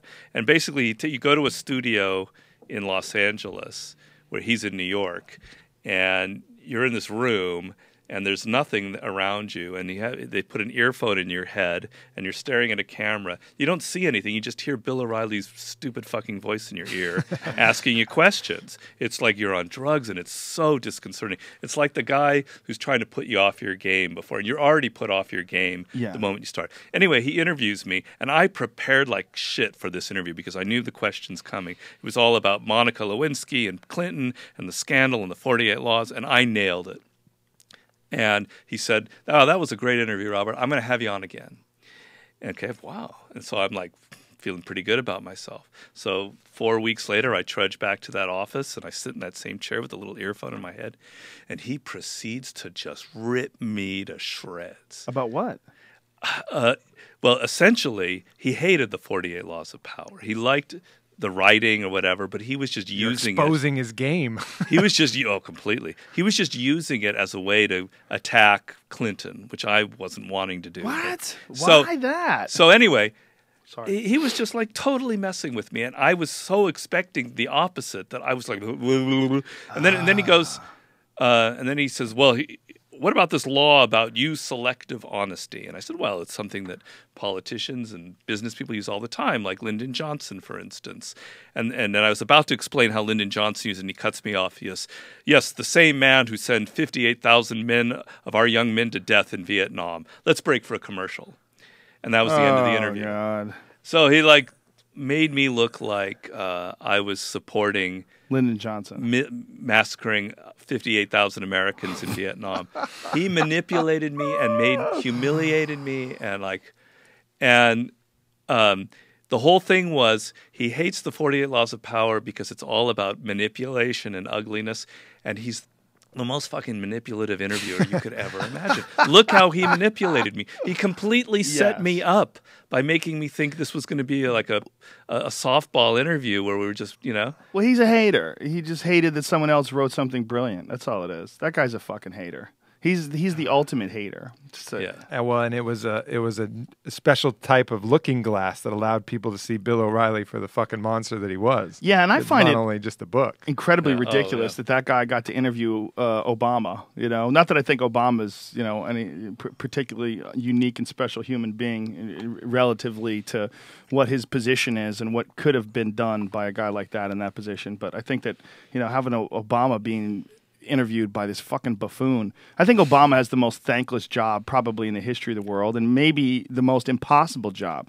I don't think he's done the best that he could with it, but I don't think anybody can. I think you're set up. That's what I've come to. The more I think about being a president, the more I think about dealing with the House and dealing with Congress and the Senate and all the fucking laws and just look at what's happened to his hair. Yeah, the gray. Yeah, well, that happens to all of them. Receding and gray, but in the course of like a year, it just suddenly turned gray. I don't think we can even imagine the kind of pressure that you'd have to be the leader or the supposed commander-in-chief of the greatest superpower the world has ever known, which wants to consume the earth. This crazy superpower that literally thrives on consuming the earth. I think we can gain so much from listening to Eisenhower's speech about the military-industrial complex when he was leaving office, the intense speech warning the people about the military-industrial complex and the dangers of it and the influence of it. I don't think we can even imagine what that is actually like when you're in office. I mean, I'd like to think that Obama one day will write a book explaining everything, and we'll be like, oh, I get it. Because I don't get it. I don't get how he could have made the decisions that he's made based on what he said before he got into office, unless he's totally full of shit, which I'd like to think that he's not. That said, him getting interviewed by a fucking buffoon like Bill O'Reilly, it's just like, it's watching that and just like, why is that guy talking? But he's one of the most popular people on television. But it's so silly. It's so silly that he's one of the most popular people on television. It's so fucking silly. It's just, Well, you'll get no argument from me. Well, it's unnecessary, and I personally believe that style of television is like fucking silent films, where you debate a very important issue on a split screen for 6 minutes, and people yell, oh, Bill, that's not the case, and fracking doesn't produce any negative results. The hippies and the liberals. We'll be right back. No, we won't be right back. This is not the way to talk. This is not the way to address complex issues. This is not the way to have interesting discussions. Did you ever see Jon Stewart on the firing line? years ago. We almost 5 minutes. Yeah. Oh, okay. Yeah, we're almost. You know what? I'm supposed pumpkin to in 3 hours. I'm supposed to pimp something that I forgot to pimp. What are you supposed to pimp? Some special offers for getting the book mastery. Oh, on the yeah, that's show. right. Didn't somebody email you that or something like that? Is it too late to do that? No, not at all. Not We've at all. probably not at lost all. everybody by now. No, everybody's There's still like here. 5 people What are you still talking about, man? Everybody's still in. You'd be amazed. These people stick in to the end. Most of the people listening to this are commuting, or they're on the treadmill, or they're on a plane or something like that. Okay. But a huge majority of them are hanging out to the very end. You'd be completely shocked. And it's like archived and they listen. Oh to yeah, it. forever. This will reach fucking probably close to 1 million. Well, we have people all by the sorts end of the year. offers for the book and for special bonus things that I used to give away when the book first came out. And you need to go to Power, Seduction, and War. The and is spelled out. PowerSeductionAndWar.com /Joe. Yes, I got it right here. I'll put this up on Twitter right now. Copy link address. And what is the special offer that people get? There's some things that are not included in the actual book itself. So the full interviews that I had with some of the contemporary masters like Freddie Roach, some material that never got included in the book for reasons that have nothing to do with the quality of it. And then this kind of essay that I wrote about the writing of the book itself and things that I explained today about my deadline. How would you explain it in a tweet to give it to people? Like I'm writing a tweet right now. How would you explain it? Explain what? Explain what this offer is. Like what is There's getting like a free You're book? getting free bonus material that's not in the book itself. Okay. He really gives insight into some of Robert's process, because I've looked at some of these, gives insight into his process, how he did this, plus bonus content and stories that almost didn't make the cut. Kind of like the director's cut. Thank you. It just got out to 1.28 million people. And for those of you thinking about a little reading, bit more than 5. For those of you thinking about reading Mastery, I've read it, and it's been an invaluable tool along with the rest of your books. Really, you allow people to get the best out of themselves, and that's something that I'm incredibly passionate about. And I think these are incredible tools to have. And you decide what to do with these tools. You're a unique individual. But there's no doubt that knowledge is power in itself. And you can use that power for however means you want to do it. It's up to you. But the books have knowledge, and when you consume those books, that knowledge will translate into your own personal power. Cliches are real, ladies and gentlemen. Robert Greene, you're a bad motherfucker. Aubrey Marcus, you're a bad motherfucker. Thank you, Joe. You're a bad motherfucker. This has been an enjoyable podcast. I really appreciate having you Thank on. you. It's been a real treat to pick your mind. Thank you very, very much. I had a great time. Thanks to our sponsors. Thanks to Stamps.com. Go to Stamps.com, click on the microphone in the top of the page, and enter JRE for your special $110 bonus offer, which includes a free digital scale and up to $55 in free postage. Thanks also to LegalZoom. Go to LegalZoom.com and use the code word Rogan in the referral box at checkout for more savings. Thanks also to Onnit.com. Go to ONNIT. Use the code word Rogan and save 10% off any and all supplements. Tomorrow, Greg Proops will be on, one of the finest comedians in the land, in any land, and the host of the Smartest Man in the World podcast. Just a real treat having him on anytime he's on. He's a fucking awesome dude, and he's goddamn smart and hilarious. And we'll be back tomorrow with big kisses for all. Mwah. Thank you.